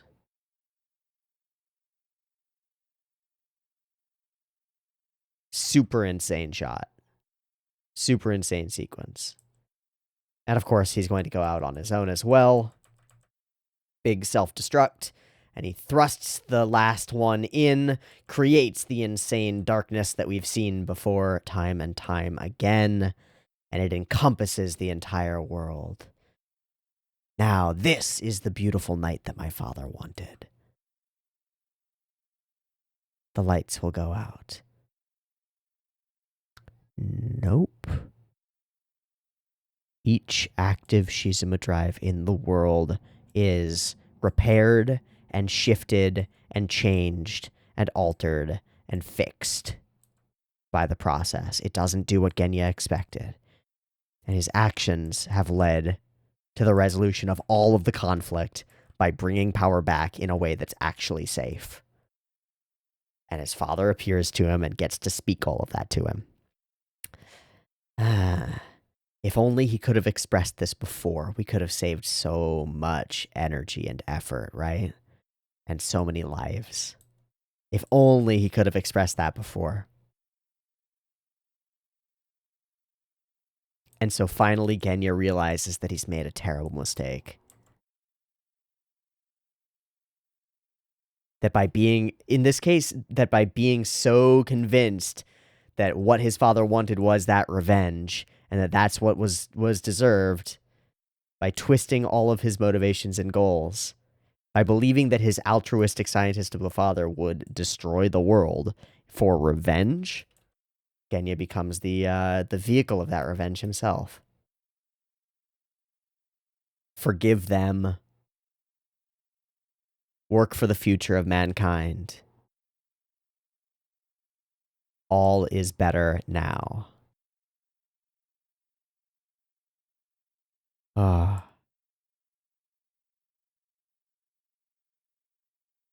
What have I done? I misunderstood Father's will. He wanted to fix it. And what have I been doing? I've been destroying the world because you're an idiot. You're a villain. What have I done? You're an idiot. You're a villain. I do find this line a problem. Why couldn't you tell me what you wanted me to do? Right. Yeah, well, he did. But he didn't tell you enough. It is partly Vogler's fault for not being clear with his communication. I think that's a part of the thing, right? It's a tragedy for Genya. Hi. And it's a tragedy for him, too. Having been left with such a terrifying thing, what would you have done? Answer me. Giant Robo. No, Daisaku. What would you have done? And he teleports the sphere up out of there. And apparently leaves Giant Robo behind while teleporting the sphere? I don't really know. We just get Komei to tell us what happened. Then we get some weird, like, twisty stuff around this and around the Magnificent 10 and the actual secret, not quite version of Big Fire, who's not actually Big Fire. And none of this has a real resolution to it, and so it kind of doesn't matter. There's all a means to obtain our greatest desire, Operation GR? So they're going to do something with Robo. And this, we get a little muddled again. But we get to move into a land where the sun rises once more, and the world is saved from a lack of energy again. And Go Sensei is inspired to continue on his work. So we're left with this melancholic feeling of loss and victory all mixed together. And Giant Robo itself still stands. Still have questions about the meaning of blah, blah, blah, blah, blah. But we've got an acting thing that allows us to learn from the future and learn from new events and move forward while continuing to act. Okay. I like Daisaku's internal journey during this episode. I like Genya's internal journey as well, because that realization of, oh shit, I fucked up, has been a long time coming and is really interesting. All of the Magnificent 10 interpower struggle feels like it's a part of a different experience, and I don't know if I love that for this story. The Robo fight versus the Vogler Sphere is everything that I would hope for from a finale, and it does a really good job. General animation and look of the episode is excellent, and we're going to go to Sakagaburu to look it up and to look at it a little bit more. Methinks that GK has been uploading some things today, because there are some fucking cuts for this one. Like, a lot of them. To the point where I'm going to go and use the bathroom, and then I'll come back in a second. We'll go through all these cuts. Because there are 2 pages of cuts from this episode, which is important, and it's good, and I want to go through them all because, honestly, like, we didn't see all of them as we skimmed through it. Great. I got a lot of tabs up. I'll see you in a second. Okay, cuts and cuts and cuts and cuts. Let's get started. Running. Character acting. Mechanical stuff. Jumping. Oh man, there's so much good shit here.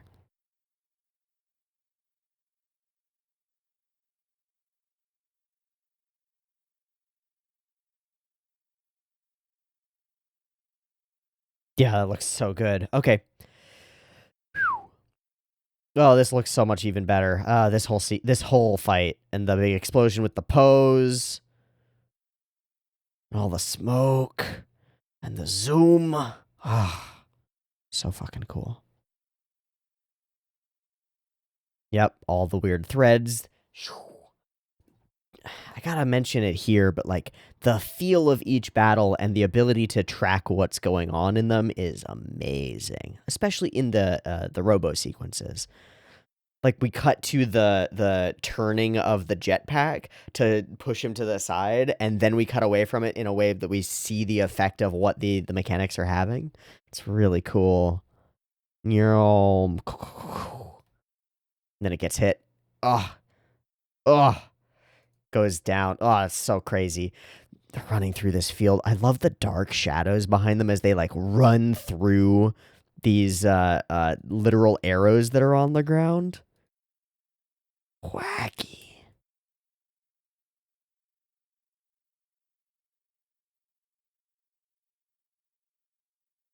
And then the friends running up on top of the arrows.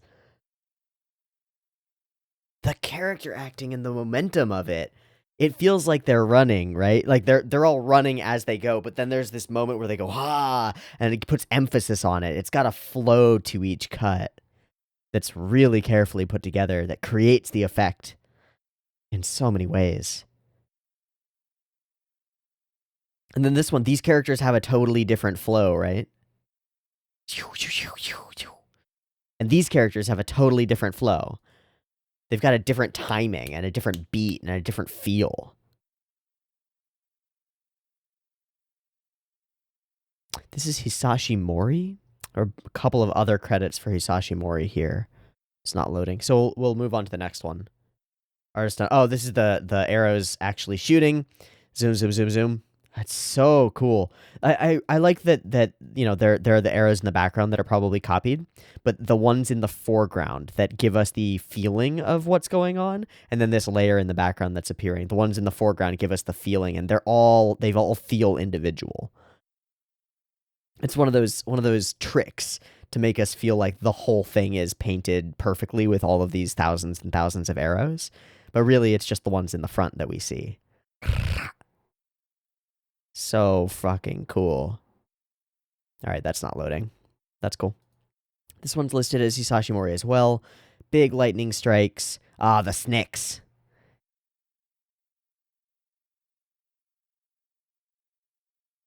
And guys flying away. Oh, it's insane. It's insane. It's actually insane. What? Okay, so we've got this like vertical momentum down. We transition it here to being horizontal and then being toward the camera. Dink. And then we transition out of his fingers to here and we're blasting people away from the camera. And then it's horizontal at a diagonal with the snakes grabbing at stuff. Then it spirals together to be that, and we go horizontal again. And it flows down and across the land. The amount of stuff moving this way, as well as moving this way, is insane. I don't understand how anybody could put that together. This is again Hisashimori, and he's again not loading. Hold on. Please search Hisashimori. That's insane. Okay, this one's artist unknown. We get the sporkles This is the explosion. Okay, this is where the teleportation is happening, right? Yeah. Okay, and then this whole sequence is amazing to me. He flies down here, bounds back up, pulls through, gone. Done. Click. Land. Again, once we've got the music out, there's all this timing to everything. Hup, hup, hup. 2 beats. Beat. That's amazing.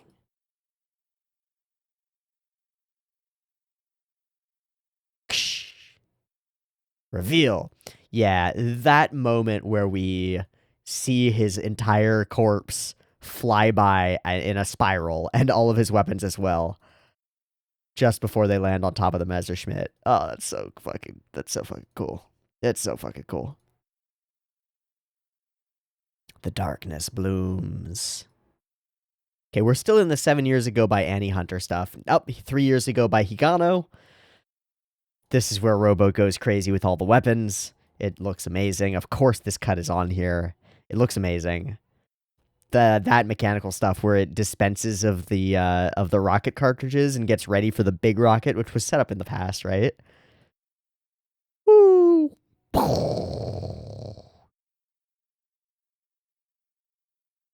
Right through the eye. Amazing, amazing, amazing. Oh, this is this one gets me. This one gets me.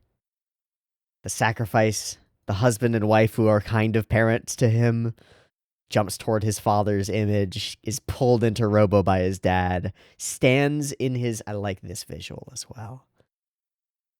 I like this whole part of the sequence. Like, okay, let's take this out of the context of Giant Robo, right? Fully out of the context of Giant Robo. Father reaches out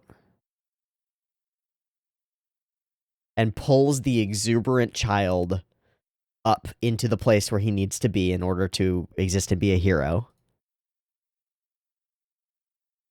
Looks at him with the proud smile of that you want. That's the look that you want from a parent watching their kid grow. That proudness. There's no envy there. There's no anger there. There's no like authoritarianism there. Just proud of his growth. And then he stands up in the same place as that father, and the father fades away into the background and lets the son act. Fully out of context of Giant Robo, every element of that makes like philosophical and psychological sense. It's great. It's great. It's absolutely fucking sick. And then of course there's this sequence, which I think is by a different animator. I don't know, but I think so. And again, the shadows that play across Robo's face as we move past him, or as he stands up, are awesome.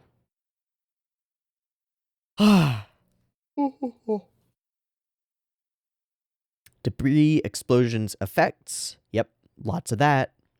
Lots of shattering stuff. Really crazy shattering stuff. Full apocalypse stuff. Really cool sequence. So this is 1 hour ago. Oh, GK, you're working right now, huh? 1 hour ago by G. Kalai. Yeah, Chujo's character acting is great. What else happens in this cut? Oh, my internet's being weird and not loading. Okay, cut wasn't loading, so I'm just skipping it. Rotating around these two. The hair. The moving hair. I think my internet has actually died. Hold on. I might have to take a minute here and just wait. It seems like my whole page just cracked. Or crashed. Let me redo this and just go back to source #07. There's that explosion. There's Chief Chujo, and we'll go from there. It's probably why looking at for Hisashimuri also didn't work. Let me do that again. That's not loading. Okay, whatever. Hopefully this loads. We were about halfway through when it was cutting out, so I'll go back to that. Oh, right. The enormous smoke explosion, the rocket jetpack. How could I have forgotten the rocket jetpack? And a cool almost punch. Sweet. Then there's the hair one. We see her hair floating by. She gives us a little kiss. And she disappears. Pew. And little sparkles. Oh, yeah, the darkness that swallows. That sequence is insane. As a transition, looking at the eye and darkness just swallows up Daisaku. That's nuts. Oh, this stuff looks great. Again, it's so distinct, these like pillars of stone versus these towers built by man. So distinct and different. Really cool. Okay. Horsies! I'm glad you put this cut in there, GK. I thought these horsies looked great. They look like a specific style of horse. Maybe there's a specific animator that we could hunt down and find who drew these horses. But they've got the big eyes and humanoid style eyes that makes them very expressive. We see the spiked wristband thing here, and we see that this is in fact Tetsugu. It's cool though. It's a cool reveal. Also, this horse looks great, but this horse at the beginning is the one that looks really good. Yeah, that's good stuff. All right, smack, character act, reflections, ting ting. I love the way they're holding it back. It's so weirdly believable. All the animation of the characters, so weirdly believable. This sequence is weird. I really like the flashing lights. There's one moment where I really like the flashing lights on his like pompadour hairstyle area. It's not here. It's earlier? Later? There's no later. Okay, it's here. It's when it's blue. No, it's when it's blue. Has it been cut out? Might have been cut out. Woof. That sucks. The dust looks really good, though. Ugh.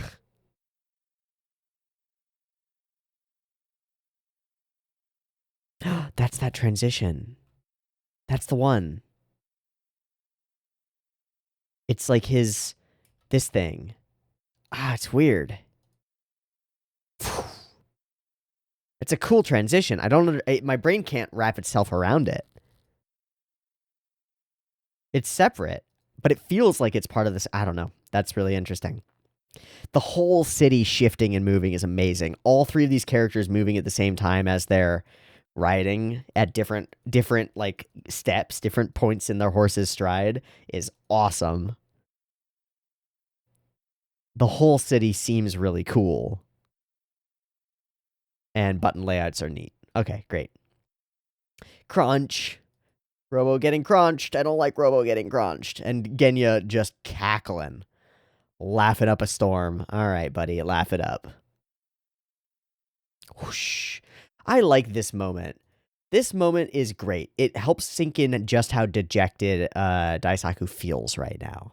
Things burst and like roll over him, but then one still working Shizuma Drive.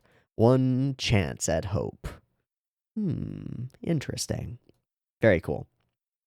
The debris and movement in this, we already looked at this cut, but that's amazing. Oh, wow. I didn't even notice. I fully didn't even notice the eyes. Go.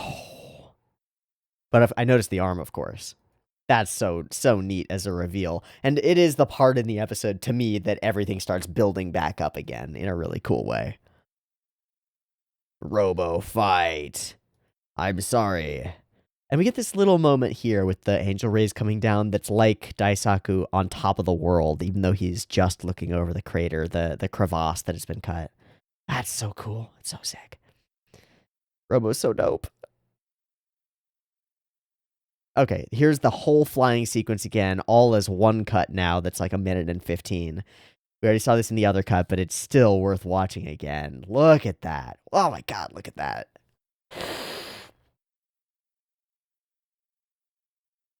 I wonder who animated it. I really wonder who animated that.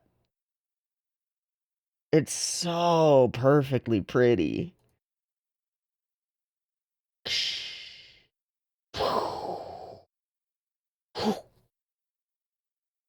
Yeah, the whole thing is like back to back to back 4 cuts of Robo of amazingness. Oh, gosh. Oh, golly. It's so good. Hey, Tetsugu. some fighting, some character acting, and then the running, the slow-mo run, the pat on the back, working together, finding meaning in pushing someone else forward for Tetsugu. The thumbs up. No more, again, in a similar way, no more jealousy, no more envy. There's teamwork here. He's like a big brother to him, right? It's great. It's great. It's really good. Gosh, the whole exploding, melting, insane shield thing, blah, blah, blah, blah, blah, all falls apart and we fall back. Amazing. And secretly, Alberto. Dude, Alberto's fucking ninja moves that he does with his whoosha, whoosha, so much fun. So much fun. And away he goes. Goodbye, my friend. They have enough characters that they can kill off some characters in cool ways, and it's just amazing. It just works. He suddenly looks like Igor here, just a little bit. Disheveled and falling apart. Maniacal, his plans shattered. And he discovers even more. The facial expressions around Genya over the course of this entire sequence are fantastic. It stopped loading again. Stop loading again. That's okay. We know what happens in this scene. Yeah, those facial expressions from Genya are fantastic. The visual storytelling of Giant Robo is like on the money. The actual storytelling in this episode is a little bit muddled, but the anime of it is the top. It's the toppest. It's the bestest. It's really fun. It's really fun and really exciting and really neat. So, overall thoughts on Giant Robo. For a 7-episode OVA released over the course of a number of years, it's got some elements of the absolute highest production value of basically anything that I've seen. It's in a tier of its own in certain ways. It tells a really unique robot story, a really unique story with all these unique characters, and it has a unique history behind those characters and the reason why it looks and feels the way that it does, given the whole rights shenanigans and then the mix and matching of a bunch of Yokoyama's manga to make this thing and tell a compelling story. And that's where it does have some issues. The flow of it and the feel of it and the watch of it, I find very compelling. The actual story that's present, it has some holes in it. It just simply has some holes in it because it's contrived. It feels contrived because it is contrived. It's not the original intent of the storyteller. It's a mashed together by the adaptation team, right? That have mushed all this stuff together to try to tell a story that works with characters that aren't even meant to work together or against each other and aren't consistent and are super wacky. And yet they make it feel, they create this world that feels like anything could happen in a weird way. And I hate to do this, but in a weird way, it reminds me of Dungeons and Dragons, where you can be like, yeah, all sorts of weird people with weird powers live in this world and they just make it work. And have their own power struggles in different ways, and everybody's powers interact with each other in weird ways. Does it feel consistent? No. And so that lack of consistency leads to some Swiss cheese in the narrative that's a little weird, but it makes up for it in spades with incredible visual design, a great soundtrack, good acting experiences, good acting performances. That's the word, not experiences. And a story that touches on a bunch of things that ring true, even if the tale itself feels a little all over the place to me. Gosh, I like it a lot. I like it a lot. I'd like to watch it again without putting as much pressure on myself to understand it, if that makes sense. And just like letting it be what's happening is happening and just following the way that the director and the staff and the animators make all of the individual events happen, and create the feeling of Giant Robo does a thing and it's awesome. Because those elements of this anime, we need to create a scene where Taiso sacrifices himself to fight his rival in order to buy our characters time to get out of here. Or Yoshi sacrifices herself to prevent Koen Shaku from destroying the Greta Garbo. or like any of those particular moments, those are all nailed on the micro level of scene to scene and creating particular emotional sequences or particular vibes or particular feelings around particular characters. The framing and the animation itself and the character acting and the voice acting and the music all comes together to create perfect sequences, perfect moments. Stringing them together is a little weirder and a little harder. And I think there are parts of Giant Robo where the stringing together of all of the elements could be done better, and the whole overall planning of everything could maybe have been done better. But the individual bits of this show are golden, are absolutely gigantic. And the fight scenes are amazing and feel way larger than life and way bigger than anything else. It's really good. It's really good. I think I rate Robo an 8 to an 8.5. Just I've got my qualms with it and it's got some flaws, but just on the strength of the production and presentation, just on that it gets an 8. And that's insane. It's got such a strong visual language and such a strong style, which again is incredible as a piece that's pieced together from one creator's various different styles. Like last week we looked at Sally the Witch, and Sally the Witch looks nothing like some of his other works. It's just completely different, and yet it's folded into this one style of this show. This is a really unique piece of media. It's very exciting and very interesting, and I like it a lot. I think that's where we're going to wrap. Yeah, I think that's all I have to say about Giant Robo for right now. I could go on for more, but mostly I would just be talking about how cool certain specific elements of it are, and then occasionally caveating it by saying, like, but then there are things that don't work super well. But the presentation is amazing. It's so cool. And Gao is just stuck in my head forever. Robo itself is fucking legendary. This is a cool anime. This is a cool anime. To cram all this stuff into these 7 episodes, it's a cool anime.